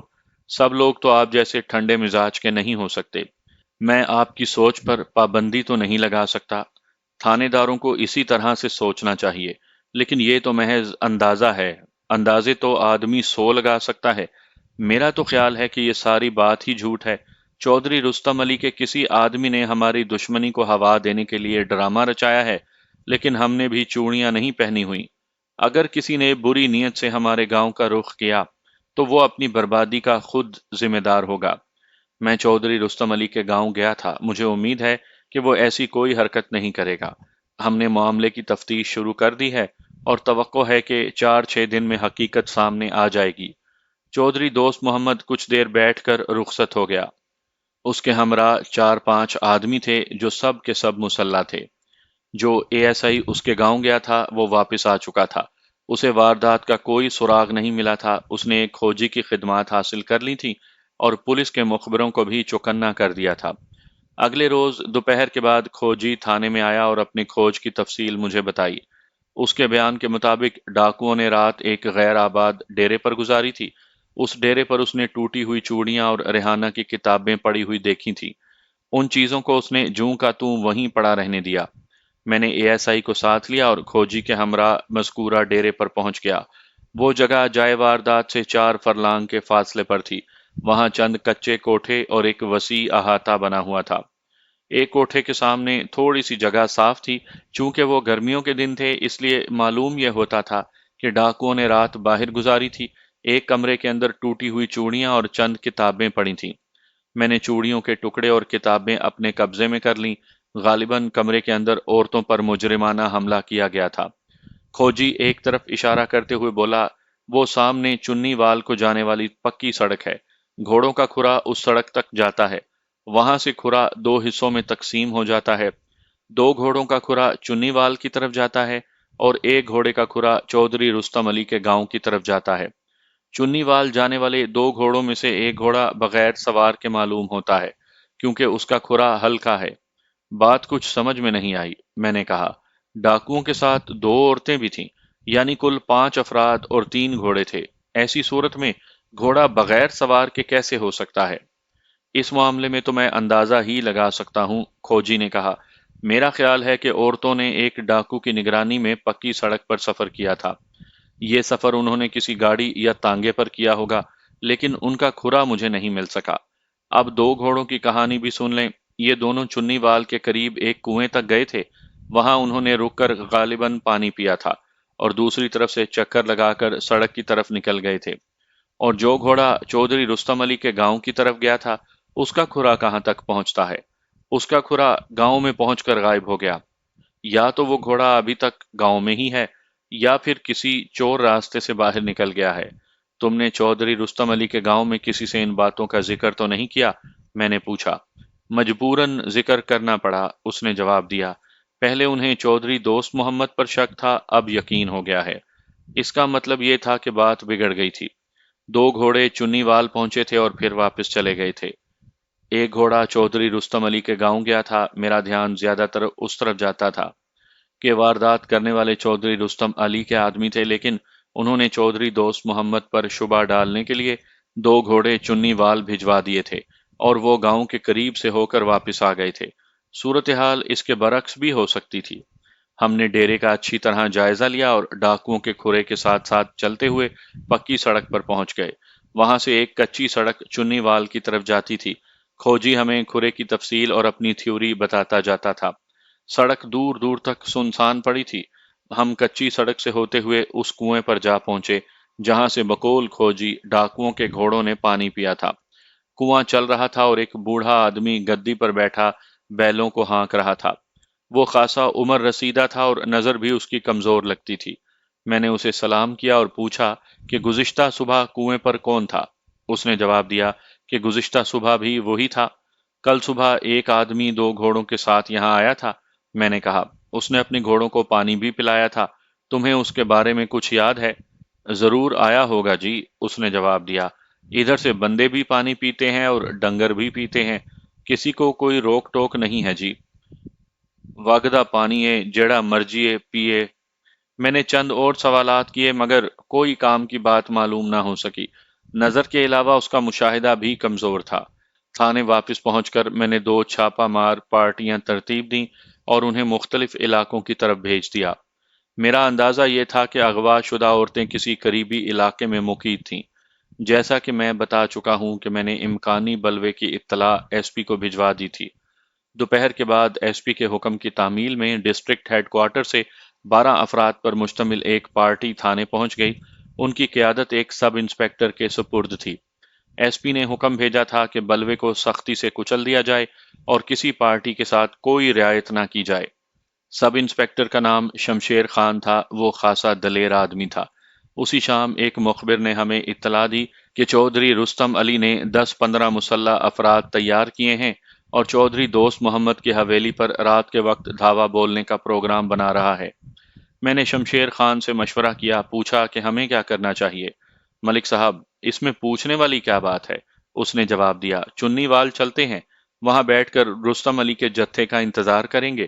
اگر وہ شرافت سے واپس نہ گیا تو پھر وہی کریں گے جو ہمیں کرنا چاہیے۔ ایس پی کا بھی یہی حکم تھا۔ ہم نے 10-12 آدمی ساتھ لیے اور تیار ہو کر چنی وال پہنچ گئے۔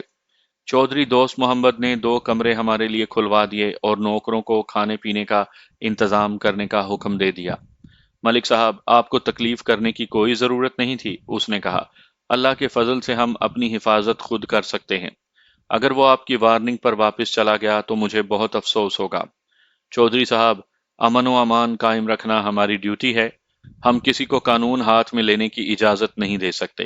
رات کے کھانے کے بعد ہم نے مختلف راستوں پر 2-2 3-3 آدمیوں کی ڈیوٹی لگا دی اور ایک نواحی مکان میں ٹھہر گئے۔ رات کے 10-10:30 بجے ہمیں چودھری رستم علی کے جتھے کی آمد کی اطلاع ملی۔ ہم فوراً موقع پر پہنچ گئے۔ جیسا کہ ہمیں اطلاع ملی تھی کہ چودھری رستم علی کے ساتھ 15-16 مسلح آدمی تھے اور سب کے سب گھوڑوں پر سوار تھے۔ ان میں چودھری رستم علی کے دونوں بیٹے بھی تھے۔ میری وارننگ پر وہ خاموشی سے واپس چلے گئے۔ اگرچہ ان کا یہ فعل خلاف توقع تھا، مگر میں نے کوئی خیال نہ کیا اور واپس جا کر سو گیا۔ جاتے وقت اس نے صرف اتنا کہا تھا، ملک صاحب آپ ساری عمر اس گاؤں کی رکھوالی نہیں کر سکتے۔ اس کی بات سے میں نے یہ اندازہ لگایا کہ فی الوقت مصیبت ٹل گئی تھی، لہٰذا میرا مطمئن ہو جانا طبعی امر تھا، مگر مجھے معلوم نہیں تھا کہ یہ بات اس نے ہمیں دھوکہ دینے کے لیے کہی تھی۔ رات کے تقریباً 1:30 بجے فائرنگ کی آواز سن کر میری آنکھ کھل گئی۔ فائرنگ کے ساتھ گھوڑوں کے ہنہنانے اور انسانی شور کی آوازیں بھی آ رہی تھیں۔ شمشیر خان اور سپاہی بھی بیدار ہو گئے۔ رات کو ہم نے نصف سپاہیوں کو ڈیوٹی پر رہنے دیا تھا اور نصف کو سونے کی اجازت دے دی تھی۔ معلوم ہوتا ہے کہ رستم علی ہمارے ساتھ دھوکہ کر گیا ہے، شمشیر خان نے کہا۔ ہمیں اس کی بات پر اعتبار نہیں کرنا چاہیے تھا۔ میں نے باہر نکل کر دیکھا تو حویلی کی طرف سے آگ کے شعلے بلند ہوتے دکھائی دیے۔ صورتحال خاصی سنگین تھی۔ میں نے سپاہیوں کو ساتھ لیا اور تیزی سے حویلی کی طرف بڑھا۔ جیسے ہی ہم گلی کے کونے پر پہنچے، دوسری طرف سے گھوڑوں کی ٹاپوں کی آواز سنائی دی اور ساتھ ہی ہماری طرف فائر کیا گیا، لیکن خوش قسمتی سے کوئی زخمی نہیں ہوا۔ تاریکی کی وجہ سے صورتحال کا اندازہ کرنا بہت مشکل تھا۔ میں حملہ آوروں کو وارننگ دینا چاہتا تھا، مگر شمشیر خان نے سپاہیوں کو فائرنگ کا حکم دے دیا۔ اس کے ساتھ ہی نصف درجن رائفلیں شعلے اگلنے لگیں۔ ایک تو ہم وردیوں میں نہیں تھے، دوسرے وہاں اندھیرا بھی تھا۔ چودھری رستم علی کے آدمی یہی سمجھے کہ ہم مخالف پارٹی کے آدمی تھے۔ وہ میری وارننگ کے باوجود فائرنگ سے باز نہیں آئے۔ بعد میں ہمیں پتہ چلا کہ دوسری طرف چودھری دوست محمد کے آدمی مورچہ لگائے بیٹھے تھے اور نکلنے کا وہی ایک راستہ تھا جسے ہم روکے بیٹھے تھے۔ گھوڑوں کی ہنہناہٹ اور انسانی چیخ و پکار کے درمیان تقریباً 15-20 منٹ تک فائرنگ کا سلسلہ جاری رہا۔ کچھ سپاہی قریبی مکانوں میں گھس گئے تھے اور تاک تاک کر نشانہ لگا رہے تھے۔ شر پسند گھوڑوں پر سوار تھے اور انہیں کوئی راستہ فرار کا نظر نہیں آ رہا تھا۔ بالآخر انہوں نے ہتھیار ڈال دیے اور ہاتھ اٹھا کر خود کو گرفتاری کے لیے پیش کر دیا۔ اس اثنا میں ڈیوٹی دینے والے سپاہی بھی موقع پر پہنچ چکے تھے۔ جب صورتحال قابو میں آئی تو میں نے قریبی گھروں سے لالٹینیں منگوا لیں اور نقصانات کا جائزہ لینے لگا۔ 3 شر پسند ہلاک اور 4 زخمی ہوئے تھے۔ ہلاک ہونے والوں میں چودھری رستم علی کے دونوں بیٹے شامل تھے۔ زخمیوں میں سے 2 کی حالت نازک تھی۔ چودھری رستم علی بھی زخمی ہوا تھا۔ ایک زخمی خاصا لہیم شہیم اور قوی الجثہ نوجوان تھا۔ اس کے چہرے پر گھنی داڑھی تھی۔ پوچھ گچھ پر پتہ چلا کہ وہ جھورا ماچھی تھا۔ زخمیوں کے علاوہ جو آدمی ہم نے گرفتار کیے ان کی تعداد 4 تھی۔ باقی افراد فرار ہونے میں کامیاب ہو گئے تھے۔ لاشوں، زخمیوں اور زیر حراست افراد کو میں نے شمشیر خان کی نگرانی میں فوراً قصبے روانہ کر دیا اور اسے تاکید کر دی کہ زخمیوں کو کڑی نگرانی میں ہسپتال داخل کروائے، کیونکہ زخمی بھی زیر حراست تھے اور ان کے ساتھی انہیں چھڑوانے کی کوشش کر سکتے تھے۔ اس کام سے فارغ ہو کر میں نے باقی سپاہیوں کو ساتھ لیا اور چودھری دوست محمد کی حویلی جا پہنچا۔ وہاں پر 50-60 آدمی آگ پر قابو پانے کی کوشش کر رہے تھے۔ باہر 3 لاشیں پڑی تھیں، جن میں 2 لاشیں ماں اور اس کے معصوم بچے کی تھیں۔ چودھری دوست محمد کی آنکھیں پرنم تھیں۔ اس نے گلوگیر لہجے میں بتایا کہ ہلاک ہونے والی اس کی بیٹی تھی، جو اپنے بچے کو جلتی ہوئی آگ سے نکالنے کی کوشش میں خود بھی جل کر ہلاک ہو گئی تھی۔ تیسری لاش اس کے نوجوان بھتیجے کی تھی۔ وہ شر پسندوں کی گولیوں کا نشانہ بن گیا تھا۔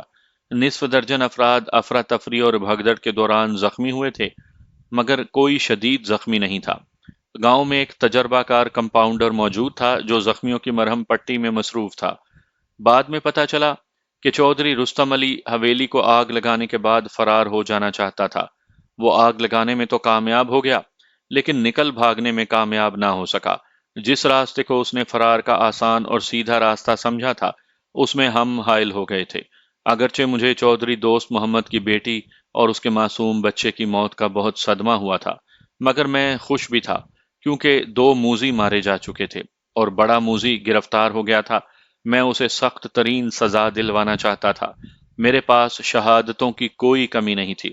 اگلی صبح ایس پی، ڈپٹی کمشنر اور دیگر اعلیٰ حکام نے موقع پر پہنچ کر حالات کا جائزہ لیا۔ ڈی سی نے تمام حالات سننے کے بعد حکم دیا کہ ملزموں کو عبرتناک سزا دلوانے کے لیے سخت کارروائی کی جائے اور کسی قسم کی نرمی روا نہ رکھی جائے۔ میں رات بھر کا جاگا ہوا تھا، اس لیے ضروری کام نمٹانے کے بعد آرام کرنے گھر چلا گیا۔ شام کو جب میں تیار ہو کر ہسپتال پہنچا تو سب سے پہلی خبر مجھے یہ ملی کہ ڈاکٹروں نے جھورے ماچھی کی داہنی ٹانگ کاٹ دی تھی۔ یہ عمل اس کی جان بچانے کے لیے کیا گیا تھا۔ وہ اپنے بستر پر نشہ آور انجیکشن کے زیر اثر بے ہوش پڑا تھا۔ چودھری رستم علی اور دیگر دو زخمی قدرے بہتر حالت میں نظر آتے تھے۔ ان کے جسموں کے بیشتر حصے پٹیوں میں لپٹے ہوئے تھے۔ چودھری رستم علی نے مجھے دیکھ کر کہا، ملک صاحب، میں آپ سے علیحدگی میں بات کرنا چاہتا ہوں۔ اس کی آواز بڑی مشکل سے نکل رہی تھی، مگر اس کے تکبر میں کوئی کمی واقع نہیں ہوئی تھی۔ اس نے کمرے میں موجود ڈاکٹر اور اے ایس آئی سے کہا کہ وہ باہر چلے جائیں۔ ڈاکٹر تو فوراً ہی باہر چلا گیا۔ اے ایس آئی نے قدرے تامل کیا، پھر میرے اشارے کے بعد باہر چلا گیا۔ ملک صاحب، میں آپ سے سودے بازی کرنا چاہتا ہوں، چودھری رستم علی نے کہا۔ اس کی آواز دھیمی مگر لہجہ مستحکم تھا۔ میرے 7 آدمی آپ کی حراست میں موجود ہیں۔ میں یہ چاہتا ہوں کہ آپ 4 آدمیوں کو حراست میں رکھیں اور 3 کو چھوڑ دیں۔ رپٹ میں بھی 4 ہی آدمیوں کا ذکر کریں۔ رستم علی، ہماری حراست میں 8 آدمی ہیں۔ اپنے آپ کو حراست سے باہر مت سمجھو۔ میرے لب و لہجے سے اس کے چہرے پر حیرت اور برہمی نمودار ہو گئی۔ بولا، ملک صفدر حیات، ذرا سنبھل کر بات کرو۔ جانتے نہیں کس سے بات کر رہے ہو؟ بڑی اچھی طرح جانتا ہوں رستم علی، میں اغوا، قتل، آتش زدگی، بلوے کے ملزم سے بات کر رہا ہوں۔ وہ شاطر آدمی میرا موڈ دیکھ کر غصہ پی گیا، قدرے تحمل سے بولا، ملک صاحب، آپ نے بھی یہیں رہنا ہے اور ہم نے بھی یہیں رہنا ہے۔ اگر آپ مجھے ظالم سمجھتے ہیں تو یہ بھی سمجھ لیں کہ مجھے کافی سے زیادہ سزا مل چکی ہے۔ میرے دونوں بیٹے مر چکے ہیں اور میں یہاں بے بس پڑا ہوں۔ میری بڑی چھوٹی سی درخواست ہے، آپ میرا اور میرے آدمیوں کا نام ایف آئی آر میں درج نہ کریں۔ اس مہربانی کے عوض آپ جو حکم کریں گے وہ میں آپ کی جھولی میں ڈال دوں گا۔ ابھی مجھے فرصت نہیں ہے، میں نے سخت لہجے میں کہا۔ صدر دین اور اس کی بیٹی کی مزاج پرسی کرنے جا رہا ہوں۔ تجھے تو یہ بات پتا ہوگا کہ تیرے ایک سرکش بیٹے نے صدر دین کو مار مار کر لہو لہان کر دیا تھا اور دوسرے سورما بیٹے نے اس کی معصوم بیٹی شریفہ کو اٹھوا لیا اور رات بھر اس کی چیخیں سن کر کہے لگاتا رہا تھا۔ او یار ملک صاحب، کیوں مجھے غصہ دلاتے ہو؟ خواہ مخواہ کمیوں کے پیچھے جذباتی ہو رہے ہو۔ تو ہے تیری حالت پر رستم علی، تجھے ابھی تک خدا کی لاٹھی نظر نہیں آئی؟ ذرا سوچ کہ قدرت نے تیرے بیٹوں کو ان کے ظلم کی کیسی سزا دی ہے۔ کتے کی موت مر گئے۔ جا دیکھ، مردہ خانے میں ان کی لاشیں کیسی چیری پھاڑی ہوئی پڑی ہیں۔ کہاں گیا ان کا تنتنا اور دبدبا؟ وہ غصے سے کانپنے لگا۔ اوئے تھانے دار، تو نے میرا انتقام نہیں دیکھا۔ میں اس کے کمرے سے نکل کر جنرل وارڈ میں پہنچ گیا، جب صدر دین ایک بستر پر لیٹا ہوا تھا۔ اس کی بیٹی شریفہ اور بیوی بھی وہاں موجود تھیں۔ دونوں بستر کے قریب فرش پر بیٹھی تھیں۔ کیا حال ہے صدر دین؟ میں نے پوچھا۔ اب تو تم کچھ بہتر نظر آ رہے ہو۔ اللہ کا بڑا کرم اور آپ کی مہربانی ہے جی۔ اس نے اٹھنے کی کوشش کی۔ لیٹے رہو، میں نے کہا۔ اللہ نے تجھ پر ظلم کرنے والے سے بدلہ لے لیا ہے۔ چودھری رستم علی کے دونوں بیٹے مارے گئے ہیں، ان کی لاشیں مردہ خانے میں پڑی ہیں۔ چودھری رستم علی کو ہم نے 7 آدمیوں سمیت گرفتار کر لیا ہے۔ وہ اسی ہسپتال میں زخمی پڑا ہے۔ آسا نے کسی کا برا نہیں چاہا تھا، صدر دین نے کہا۔ بڑے کہہ گئے ہیں کہ دشمن کی موت پر بھی خوش نہیں ہونا چاہیے۔ ملک صاحب، تہاڈی بڑی مہربانی ہے جی، نذیرہ بی بی نے کہا۔ تسی ساڈے تے بڑا احسان کیتا ہے۔ تیرا کیا حال ہے شریفہ بی بی؟ میں نے پوچھا۔ اس نے میری بات سن کر سر نیچے کر لیا، آہستہ سے بولی، ٹھیک ہوں جی، ڈاکٹر ہونا نے دوائی دی ہے۔ میں نے انہیں تسلی دی اور وہاں سے رخصت ہو گیا۔ ہسپتال کے باہر چودھری رستم علی کے عزیز رشتہ دار لاشیں لینے آئے ہوئے تھے۔ ایک شخص جو دوسروں سے معتبر معلوم ہوتا تھا میرے قریب آیا اور موٹی موٹی رقموں کی باتیں کرنے لگا۔ میں نے اسے کہا کہ تھانے میں آ کر بات کرے اور آگے بڑھ گیا۔ میں نے ہسپتال کے اندر پولیس کا سخت پہرا لگا رکھا تھا اور ملزموں سے کسی کو ملنے کی اجازت نہیں تھی۔ چند روز کے بعد میں نے زخمی ملزمان کو حوالات میں منتقل کر دیا اور عدالت سے ان کا ریمانڈ لے لیا۔ اس دوران میں چودھری رستم علی کے آدمی مسلسل میرے پاس آتے رہے۔ وہ رشوت، دھمکیوں اور بڑے افسروں کی سفارشوں سے اپنا کام نکالنے کی کوشش کر رہے تھے، لیکن میں انہیں ٹالتا رہا اور بالآخر تعزیرات پاکستان کی دفعہ 184، 152، 302، 307، 436 اور 456 کے تحت مقدمہ درج کر کے پرچہ کاٹ دیا۔ جیسا کہ سامعین جانتے ہیں کہ اس سارے ہنگامے کی ابتدا صادقہ بیگم اور ریحانہ کے اغوا سے ہوئی تھی۔ یہ دونوں عورتیں ہنوز بازیاب نہیں ہوئی تھیں اور نئے ہنگامے کی وجہ سے ہماری توجہ اس طرف سے ہٹ گئی تھی۔ 10-12 रोज के बाद मुझे पता चला कि सादका बेगम घर पहुंच गई है, लेकिन उसका जिक्र करने से पहले मैं आपको झूरे माछी के इकबाल जुर्म के बारे में कुछ दिलचस्प बातें बताना चाहता हूं। ये लंबा तड़ंगा और कविउल जुस्सा डाकू, जिसने कुछ अरसे से इलाके में बड़ी दहशत फैला रखी थी, टांग कटने के बाद बिल्कुल ढह गया। वो हर वक्त परेशान और खोया खोया बैठा रहता था। उससे हमने बेशतर पुरानी वारदातों का इकरार करवा लिया था। उसने 2-3 मर्तबा ये फिक्रा कहा कि वो चौधरी की घरवाली की वजह से मार खा गया। चूंकि हंगामे की बुनियादी वजह सादका बेगम का अगवा था, इसलिए मैं यही समझा कि उसका ये तबसरा अमूमी नौयत का है। लेकिन फिर मैंने महसूस किया कि उसका मतलब कुछ और है। एक रोज पूछ-गुछ के दौरान जब उसने यही फिक्रा दोहराया तो मैंने कहा, जूरे, तुमने पहले भी कई मर्तबा ये बात कही है, इसका मतलब क्या है? तुम्हारा इशारा रुस्तम अली की कौन सी बीवी की तरफ है? सादका बेगम की तरफ। उसने जवाब दिया, मैं उस औरत की हमदर्दी में इस हाल को पहुंचा हूं। मलिक साहब, मैं कभी किसी औरत के चक्कर में नहीं फंसा था। मेरे उस्ताद ने कहा था, जूरे, औरत की दो चीजों से बचकर रहना, उसके हुस्न से और उसके आंसुओं से। ये दो चीजें बड़े बड़ों का तख्ता कर देती हैं। मलिक साहब, मैं इन्हीं दो चीजों के चक्कर में फंस गया और आज एक टांग से महरूम आपके कदमों में बैठा हूं। मेरे दिल में तजस्सुस पैदा हुआ। मैंने कहा, जूरे, खुलकर बात करो। उसने तफसील बताते हुए कहा कि चौधरी रुस्तम अली से उसकी दोस्ती को साल सवा साल हुआ है। पहले वो कभी कभार हवेली जाता था। बाद में चौधरी ने उसे हवेली के अंदर एक कमरा दे दिया। उस कमरे का रास्ता बाहर से था, लेकिन एक दरवाजा अंदर की तरफ भी खुलता था, जो हमेशा बंद रहता था। अंदर से उसको कुंडी लगी रहती थी और कभी इस्तेमाल नहीं किया जाता था। एक रोज रात के 12 बजे टिक टिक की मध्यम आवाज सुनकर जूरे की आंख खुल गई। वो बिस्तर पर लेटे लेटे आवाज पर गौर करने लगा। तब उसने महसूस किया कि टिक टिक की आवाज अंदरूनी दरवाजे से आ रही थी। पहले उसे ख्याल आया कि शायद कोई चूहा दरवाजे को कुतर रहा था, लेकिन मजीद गौर करने पर उसे यह ख्याल दुरुस्त न लगा। वो धीरे से उठा, दरवाजे के करीब गया और कान लगाकर सुनने लगा। अचानक उसने चूड़ियों की खनकार की आवाज सुनी। उसने हौले से पूछा कि उधर कौन है। इसके साथ ही दरवाजा थोड़ा सा खुला और झूरे ने एक निस्वानी आवाज सुनी, झूरे, मैं चौधरानी हूँ, सादका बेगम। मैं तुमसे एक जरूरी बात करना चाहती हूँ। झूरे के 14 तबक रोशन हो गए। चौधरानी आधी रात के वक्त उससे क्या बात करना चाहती थी, उसे सादका बेगम की पूरी कहानी मालूम नहीं थी। ताहम उसने इतना सुन रखा था कि सादका बेगम चौधरी की दूसरी बीवी है, और नौजवान और खूबसूरत भी। उसके दिल में शक पैदा हुआ। बूढ़े शोहर की नौजवान बीवी ने रात के 12 बजे उसके दरवाजे पर क्यों दस्तक दी थी? चौधरानी, मुझे तो बात करने पर कोई एतराज नहीं है, लेकिन ये सोच लो कि कहीं चौधरी ना जाग जाए। मैं पक्का बंदोबस्त करके आई हूँ। सादका बेगम ने दरवाजा पूरा खोल दिया। तुम कोई फिक्र ना करो।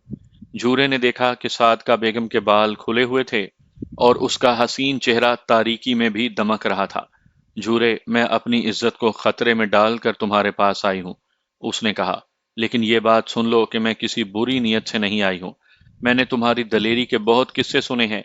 ये भी सुना है कि तुम जबान के भी पक्के हो। वादा करते हो तो पूरी तरह निभाते भी हो। मैं बहुत दुखी औरत हूँ। इस हवेली में मुझ पर बहुत जुल्म हुआ है। अगर तुम मेरी बात को राज रखने और मेरी मदद करने का वादा करो तो मैं बात आगे बढ़ाऊं। झूरे ने कहा कि अगर कोई और मौका होता तो वो सादका बेगम से कहता, बीबी, अपना रास्ता नापो। मैं इस किस्म के वादे नहीं किया करता। लेकिन रात की तन्हाई में एक नौजवान औरत के कुर्ब ने उसके दिल को नरम कर दिया। उसने सादका बेगम की मदद करने का वादा कर लिया। सादका बेगम ने दरमियानी दरवाजा बंद कर दिया और झूरे की चारपाई पर जा बैठी। झूरा खड़ा रहा। बैठ जाओ, सादका बेगम ने कहा, और झूरा चारपाई पर बैठ गया। वो कदावर डाकू हैरत से उस औरत को घूर रहा था, जो तारीकी और तन्हाई के बावजूद उससे जरा भी मरूब नजर नहीं आती थी। झूरे, कहने को तो मैं सोने चांदी में खेलती हूँ और मुझे दुनिया की हर नेमत मयसर है, मगर मैं अंदर से बहुत दुखी हूँ। इस हवेली में मैं कैदियों की सी जिंदगी गुजार रही हूँ। शायद तुम्हें मालूम नहीं, चौधरी मुझे अगवा करके लाया था और मेरी मर्जी के खिलाफ जबरदस्ती मेरे साथ शादी की थी। उसने अपने अगवा का सारा वाकया झूरे को बताया। चौधरानी, जो कुछ हो चुका है उसे बदला नहीं जा सकता, झूरे ने कहा। चौधरी तुम्हें कभी आजाद नहीं करेगा। हाँ, मैं जानती हूँ। चौधरी तो यही चाहता है कि मैं इस हवेली में घुल घुल कर मर जाऊं, लेकिन मैंने अपने दिल में अहद किया है कि मैं चौधरी से अपनी जिल्लत का इंतकाम जरूर लूंगी। चौधरी से और उसकी भांजी रेहाना से, क्योंकि रेहाना ने अपने मामू को मेरे खिलाफ भड़काया था। सच पूछो तो मैं उसी एक उम्मीद पर जिंदा हूं, वरना कब की खुदकुशी कर चुकी होती। और इस इंतकाम के लिए मुझे तुम्हारी मदद की जरूरत है। क्या तुम ये चाहती हो कि मैं चौधरी को कत्ल कर दूं? झूरे ने पूछा। नहीं, मैं चौधरी को जिंदा रखकर जलील करना चाहती हूँ। मुझे तुमसे मुफ्त मदद नहीं चाहिए। मैं तुम्हारी मेहनत का मुआवजा तुम्हें दूंगी। जो काम मैं तुमसे लेना चाहती हूँ वो तुम्हारे लिए बहुत आसान है। कुछ पता तो चले कि काम क्या है। झूरे, मैं अक्सर तुम्हें छुप कर देखती रहती थी। मुझे मालूम है कि तुम्हारा पेशा डकैती है, मगर मेरा दिल कहता है कि तुम मुझे मायूस नहीं करोगे। मैंने हमेशा ये महसूस किया है कि तुम दलेर और वादा वफा करने वाले मर्द हो। जो मंसूबा मैं तुम्हें बताने वाली हूँ उस पर मैं कई महीनों से गौर कर रही हूँ। बहुत सीधा साधा मंसूबा है। मैं ये चाहती हूँ कि तुम मुझे और रेहाना को अगवा कर लो। मौका मैं तुम्हें फराहम कर दूंगी। तुम्हें और रेहाना को अगवा कर लूं, लेकिन अगवा के बाद क्या होगा? मुझे मालूम है कि तुम्हारा जत्था बहुत मजबूत है। तुम इस काम के लिए 3 आदमी तैयार करो। उन्हें सारी बात समझा देना। ये ना बताना कि मंसूबा मैंने बनाया है, मगर उन्हें ये समझा देना कि वो मेरे साथ कोई ज्यादती ना करें और जब मैं चाहूं मुझे जाने दें। रेहाना खूबसूरत लड़की है। मैं ये चाहती हूँ कि तुम्हारा कोई आदमी रेहाना के साथ शादी कर ले या किसी बुढ़े के साथ उसकी शादी कर दी जाए, जिस तरह चौधरी ने तुम्हारे साथ किया है। हाँ, मैं यही चाहती हूँ। मेरे इंतकाम की आग तो इसी तरह ठंडी हो सकती है। दूसरी बात, मैं ये चाहती हूँ कि अगवा का शक चौधरी दोस्त मोहम्मद पर जाए। उन दोनों चौधरियों की आपस में बड़ी सख्त दुश्मनी है। शक की वजह से दोनों का आपस में जरूर टकराव होगा। झूरा उसकी बातें सुनकर हैरान हो रहा था। उसने पूछा, और तुम दोनों का अगवा किस तरह होगा? मैं किसी रोज कस्बे जाऊंगी और रेहाना के साथ तांगे में वापस आऊंगी। मैं तुम्हें अपने प्रोग्राम के बारे में 2-4 रोज पहले बता दूंगी। तुम अपने आदमियों को समझा देना। वो रास्ते में से हमें अगवा कर लेंगे। झूरे ने कहा, एक बात जहन में रख लो। जिन आदमियों को मैं इस काम पर लगाऊंगा वो कोई शरीफ आदमी नहीं होंगे। ये खतरा तो मोल लेना ही पड़ेगा, सादका बेगम ने कहा। तुम उन्हें मेरे बारे में समझा देना। झूरे ने कहा कि वो सोच कर जवाब देगा। सादका बेगम ने कुछ रकम झूरे को दी और जिस रास्ते से आई थी उसी रास्ते से वापस चली गई। उसके बाद उसने हर दूसरे तीसरे रोज रात के वक्त झूरे से मिलना शुरू कर दिया। झूरा उसकी मदद करने पर तैयार हो गया और दोनों कई हफ्तों तक मंसूबे की ऊंच नीच पर गौर करते रहे। सादका बेगम ने वक्तन फवक्तन झूरे को पैसे भी देना शुरू कर दिए। प्रोग्राम ये बना कि दोनों औरतों को अगवा के फौरन बाद लाहौर पहुंचा दिया जाएगा और अलग अलग रखा जाएगा। जब झूरे ने बात खत्म की तो मैंने पूछा, क्या तुम भी अगवा की कार्रवाई में शामिल थे? नहीं, मैं उस कार्रवाई में शामिल नहीं हुआ था, उसने जवाब दिया। मैं अगवा के वक्त हवेली में मौजूद रहना चाहता था ताकि चौधरी को मुझ पर जरा सा भी शक न हो। तुम्हारे जिन आदमियों ने रेहाना को अगवा किया है उनका ठिकाना कहाँ है? तीनों जिला मुल्तान के रहने वाले हैं। मेरी उनसे मामूली जान पहचान थी। वो लोग इत्तफाक से मुझे मिल गए थे। मेरा उनसे कोई खास ताल्लुक नहीं है। मेरा ख्याल है कि वो रेहाना को मुल्तान ले गए होंगे। मुझे अच्छी तरह मालूम नहीं है, कदरे तवक्कुफ के बाद उसने कहा। मलिक साहब, सच पूछें तो मैंने सादका बेगम का काम करने से इनकार कर दिया था, मगर उसके आंसुओं ने मेरा बेड़ा गर्क कर दिया। उसने ऐसे दर्दनाक तरीके से अपनी कहानी सुनाई कि मेरे जैसा पत्थर दिल बंदा भी मोम हो गया। अगर मुझे मालूम होता कि उसके इंतकाम से इतनी तबाही होगी तो मैं कभी उसका साथ न देता। उस्ताद ने सच कहा था, औरत का हुस्न और उसके आंसू बड़े बड़ों का तख्ता कर देते हैं। हाय, कितने आदमी उस औरत के इंतकाम के चक्कर में कब्रों में जा पड़े, कितने जेल में पड़े हैं, और मैं जो शेर की तरह गरजता और घोड़े की तरह दौड़ता था, लूला लंगड़ा होकर आपके सामने पड़ा हूं। लेकिन सारी मुकद्दर की बात है, ये बर्बादी मेरी किस्मत में लिखी थी। झूरे, क्या तुम सच कहते हो कि तुम्हें उन 3 अगवा करने वालों का ठिकाना मालूम नहीं? बिल्कुल सच कहता हूं। अगर झूठ बोलना होता तो सारी बात ही ना बताता। उसने दोनों हाथ जोड़े। अगर अल्लाह ने मुझ पर करम किया और मैं इस मुसीबत से छूट गया तो बाकी जिंदगी किसी अल्लाह वाले की खिदमत करते हुए गुजार दूंगा। हाँ बच्चू, अब तो तुम अल्लाह वाले को ही ढूंढोगे, मैंने कहा। एक टांग से क्या खाक वारदातें करोगे? मजा तो जब था कि जब दोनों टांगों के होते हुए किसी अल्लाह के बंदे की खिदमत करते। وہ اپنی ادھوری ٹانگ کو دیکھ کر رونے لگا۔ بولا، جب یہ ٹانگ سلامت تھی تو میں نے کبھی سوچا بھی نہیں تھا کہ اللہ اپنی دی ہوئی ٹانگ واپس لے لے گا۔ میرے جیسے نامرادوں کو کچھ کھو کر ہی سمجھ آتی ہے۔ ملک صاحب، میری آپ سے ایک التجا ہے، آپ مجھے وعدہ معاف گواہ بنا لیں، میں چودھری کا سارا کچا چٹھا عدالت میں بتا دوں گا۔ اب مجھے اللہ کے سوا کسی کا ڈر نہیں۔ میں نے چوریاں اور ڈکیتیاں بہت کی ہیں مگر آج تک کسی آدمی کو قتل نہیں کیا۔ آپ کی بڑی مہربانی ہوگی، مجھے وعدہ معاف گواہ بنا لیں۔ میں نے اسے جواب دیا کہ وقت آنے پر دیکھا جائے گا۔ اسی شام میں سادہ لباس میں صادقہ کے گھر پہنچ گیا۔ اس کا باپ مظہر حسین گھر میں ہی تھا۔ وہ ایک سادہ طبیعت معمر شخص تھا۔ اس نے مجھے بیٹھک میں بٹھایا اور بتایا کہ اس کی بیٹی ظالموں کے چنگل سے چھوٹ کر گھر پہنچ گئی ہے۔ میں اسی سے ملنے آیا ہوں۔ میں نے کہا، اسے یہاں بلائیں۔ وہ اندر گیا اور صادقہ بیگم کو بلا لایا۔ اس نے شوخ رنگ کا ریشمی سوٹ پہن رکھا تھا۔ وہ 26-27 سال کی ایک حسین خاتون تھی، تاہم اس کے چہرے پر ایک خاص قسم کا رعب اور پختگی پائی جاتی تھی۔ یہ پختگی ان حالات کی مرہون منت معلوم ہوتی تھی جن سے وہ گزر کر آئی تھی۔ اس نے مجھے سلام کیا اور کرسی پر بیٹھ گئی۔ میں نے رسمی کلمات کے بعد کہا، صادقہ بیگم، میں اغوا کی کہانی سننے آیا ہوں۔ وہ چند لمحوں تک سر جھکائے بیٹھی رہی، پھر بولی، بس جی، اللہ کے فضل اور ماں باپ کی دعاؤں کے طفیل بچ کر اپنے گھر آ گئی ہوں۔ ڈاکوؤں نے ہمارا جو حشر کیا ہے اسے میں ہی جانتی ہوں۔ کوئی شریف لڑکی اپنی زبان سے یہ کہانی نہیں سنا سکتی۔ کہانی تو تمہیں سنانا ہی پڑے گی، کیونکہ یہ پولیس کیس ہے اور ریحانہ ابھی ڈاکوؤں کے قبضے میں ہے۔ اس کی ایکٹنگ قابل دید تھی۔ اس بات کا ذرا بھی احساس نہیں ہوتا تھا کہ وہ سارا منصوبہ اس دبلی پتلی خاتون کا بنایا ہوا تھا۔ آپ کو یہ تو معلوم ہی ہوگا کہ ہمیں کب اور کس طرح اغوا کیا گیا تھا، اس نے کہا۔ باقی جو واقعات ہیں وہ میں آپ کو مختصراً بتا دیتی ہوں۔ ڈاکو تعداد میں 3 تھے، ان کے پاس ریوالور اور خنجر تھے۔ تانگے سے اغوا کرنے کے بعد وہ ہمیں ایک ویران سے ڈیرے پر لے گئے اور ایک کوٹری میں بند کر دیا۔ ان کی شکلیں بڑی خوفناک تھیں۔ انہوں نے ہمیں دھمکی دی تھی کہ اگر ہم نے شور مچایا تو وہ ہمیں قتل کر دیں گے۔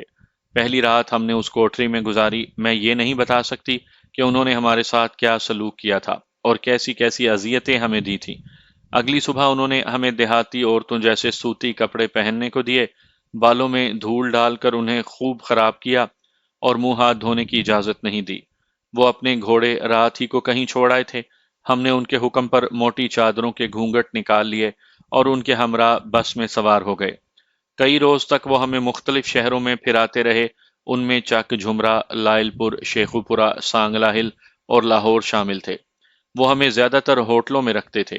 لاہور اسٹیشن پر مجھے فرار ہونے کا موقع مل گیا۔ وہ ہمیں ٹرین میں سوار کروانے کے لیے اسٹیشن پر لے گئے تھے۔ میں بھیڑ میں موقع پا کر فرار ہو گئی۔ ریحانہ کا مجھے کچھ پتا نہیں کہ وہ کہاں ہے اور کس حال میں ہے۔ صادقہ بیگم، کیا تم سمجھتی ہو کہ میں تمہاری اس کہانی پر یقین کر لوں گا؟ میں نے کہا۔ وہ چونک کر میری طرف دیکھنے لگی، بولی، میں آپ کا مطلب نہیں سمجھی۔ کمرے میں اس کے ماں باپ کے علاوہ اس کی بھابھی بھی موجود تھی۔ وہ سب بھی میری بات سن کر پریشان ہو گئے تھے۔ وہ لوگ صادقہ کے منصوبے سے بے خبر معلوم ہوتے تھے۔ میں نے صادقہ بیگم سے پوچھا، بی بی، جھورے ماچھی کو جانتی ہو؟ جی، نام تو سنا ہوا لگتا ہے۔ اس نام کا ایک آدمی شاید ہماری حویلی میں رہتا تھا۔ یہ نام تو اس مشہور ڈاکو کا نہیں جسے آپ نے چودھری رستم علی کے ہمراہ گرفتار کیا ہے؟ مظہر حسین نے کہا۔ ہاں، میں اسی مشہور ڈاکو کی بات کر رہا ہوں، میں نے صادقہ بیگم کو گھورتے ہوئے کہا۔ لیکن کچھ لوگ ڈاکوؤں کو بھی چکر دے جاتے ہیں۔ صادقہ بی بی، میں نے غلط تو نہیں کہا؟ اس کے چہرے پر ہلکی سی پریشانی نظر آنے لگی۔ بولی، پتہ نہیں آپ کیا کہنا چاہتے ہیں۔ جھورا ماچھی چنی وال کے بلوے میں زخمی ہو گیا تھا، میں نے مزید کہا۔ ڈاکٹروں نے اس کی داہنی ٹانگ کاٹ دی ہے۔ ٹانگ کٹنے کے بعد اس کی کایا پلٹ گئی ہے۔ یہ سمجھ لیں کہ بھیڑیا بھیڑ بن گیا ہے۔ اس نے جھوٹ اور ڈکیتی سے توبہ کر لی ہے۔ ہر وقت اللہ کو یاد کرتا ہے اور کہتا ہے کہ اگر اس مقدمے سے بری ہو گیا تو باقی زندگی کسی اللہ والے کے قدموں میں گزار دے گا۔ صادقہ بیگم مجھ سے نظریں چراتے ہوئے بولی، پھر تو ٹانگ کا کٹنا اس کے حق میں اچھا ہی ہوا، لیکن تمہارے حق میں اچھا نہیں ہوا۔ میں نے کہا، اس نے سچ بول دیا ہے۔ تھانے دار صاحب، آپ کہنا کیا چاہتے ہیں؟ فاطمہ بی بی نے کہا۔ میری بیٹی کا اس ڈاکو سے کیا تعلق؟ جب 2 آدمی ایک ہی کشتی میں سوار ہوں یا ایک ہی حویلی میں رہتے ہوں تو تعلق ہو ہی جاتا ہے۔ صادقہ بیگم کچھ نہیں بولی۔ میں نے دیکھا اس نے اپنی پریشانی پر قابو پا لیا تھا۔ صادقہ بیگم، کیا یہ سچ ہے کہ اغوا کا منصوبہ تم نے بنایا تھا اور جھورے ماچی نے اس پر عمل درآمد کروایا تھا؟ اس نے بڑے سکون کے ساتھ جواب دیا، جی نہیں، یہ جھوٹ ہے، مجھے کسی منصوبے کا علم نہیں۔ کیا تم جھورے ماچی کی زبانی سارا قصہ سننا پسند کرو گی؟ ہرگز پسند نہیں کروں گی، لیکن اگر آپ اصرار کریں گے تو سن بھی لوں گی، پر یقین نہیں کروں گی۔ اگر آپ مجھے کسی الزام کے تحت گرفتار کرنا چاہتے ہیں تو میں حاضر ہوں، لیکن ایک بات سوچ لیں، جھورا ماچھی ایک بدنام ڈاکو ہے۔ کیا آپ کے خیال میں عدالت میرے مقابلے میں اس کے بیان کو زیادہ صائب سمجھے گی؟ اس کی خود اعتمادی قابل رشک تھی، اس کے چہرے پر فکر مندی کا شائبہ تک نہیں تھا۔ ملک صاحب، معاملہ کیا ہے؟ مظہر حسین نے پریشان لہجے میں پوچھا۔ آپ میری بیٹی پر کس قسم کا الزام لگانے کی کوشش کر رہے ہیں؟ صادقہ بیگم میرے بولنے سے پہلے بول پڑی۔ ملک صاحب، اگر آپ مجھے ایک ڈاکو کے بیان پر کسی جرم میں ملوث کرنا چاہتے ہیں تو بے شک مجھے گرفتار کر لیں، لیکن میں اپنی زبان سے کسی جرم کا اقرار نہیں کروں گی۔ میں جو اذیتیں برداشت کر چکی ہوں ان میں کچھ اور بھی ہیں، لیکن ایک بات بتائیں، کیا آپ کسی جاگیردار کو ایسے ہی جرم پر گرفتار کر سکتے ہیں؟ میری آنکھوں کے سامنے شریفہ کے اغوا کا واقعہ گھوم گیا۔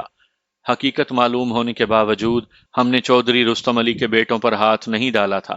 اپنی اس کمزوری کا اعتراف میں آج کر رہا ہوں۔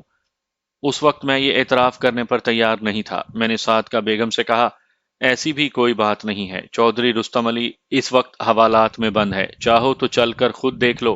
اس نے بڑی جرت سے میری طرف دیکھا اور نہایت دلیری سے بولی، ملک صاحب، اس میں آپ کا نہیں اس شخص کا کمال ہے جس نے ان سماج دشمن کتوں کی گرفتاری کے حالات پیدا کیے۔ آپ کا اس میں کوئی کمال نہیں ہے۔ اس کے باوجود اگر آپ مجھے گرفتار کرنا چاہتے ہیں تو بخوشی گرفتار کر لیں۔ میرا مشن پورا ہو چکا ہے۔ میں اٹھا اور سلام کر کے رخصت ہو گیا۔ چودھری رستم علی اور اس کے ساتھیوں پر کئی سال تک مقدمہ چلا۔ انہوں نے سپریم کورٹ تک اپیل کی مگر سزا سے نہ بچ سکے۔ چودھری رستم علی سمیت 3 ملزموں کو عمر قید اور باقیوں کو مختلف سزائیں ہوئیں۔ صادقہ بیگم نے بھی دوبارہ حویلی کا رخ نہیں کیا اور عدالت کے ذریعے خلا حاصل کر لیا۔ ریحانہ کا کچھ پتہ نہیں چلا۔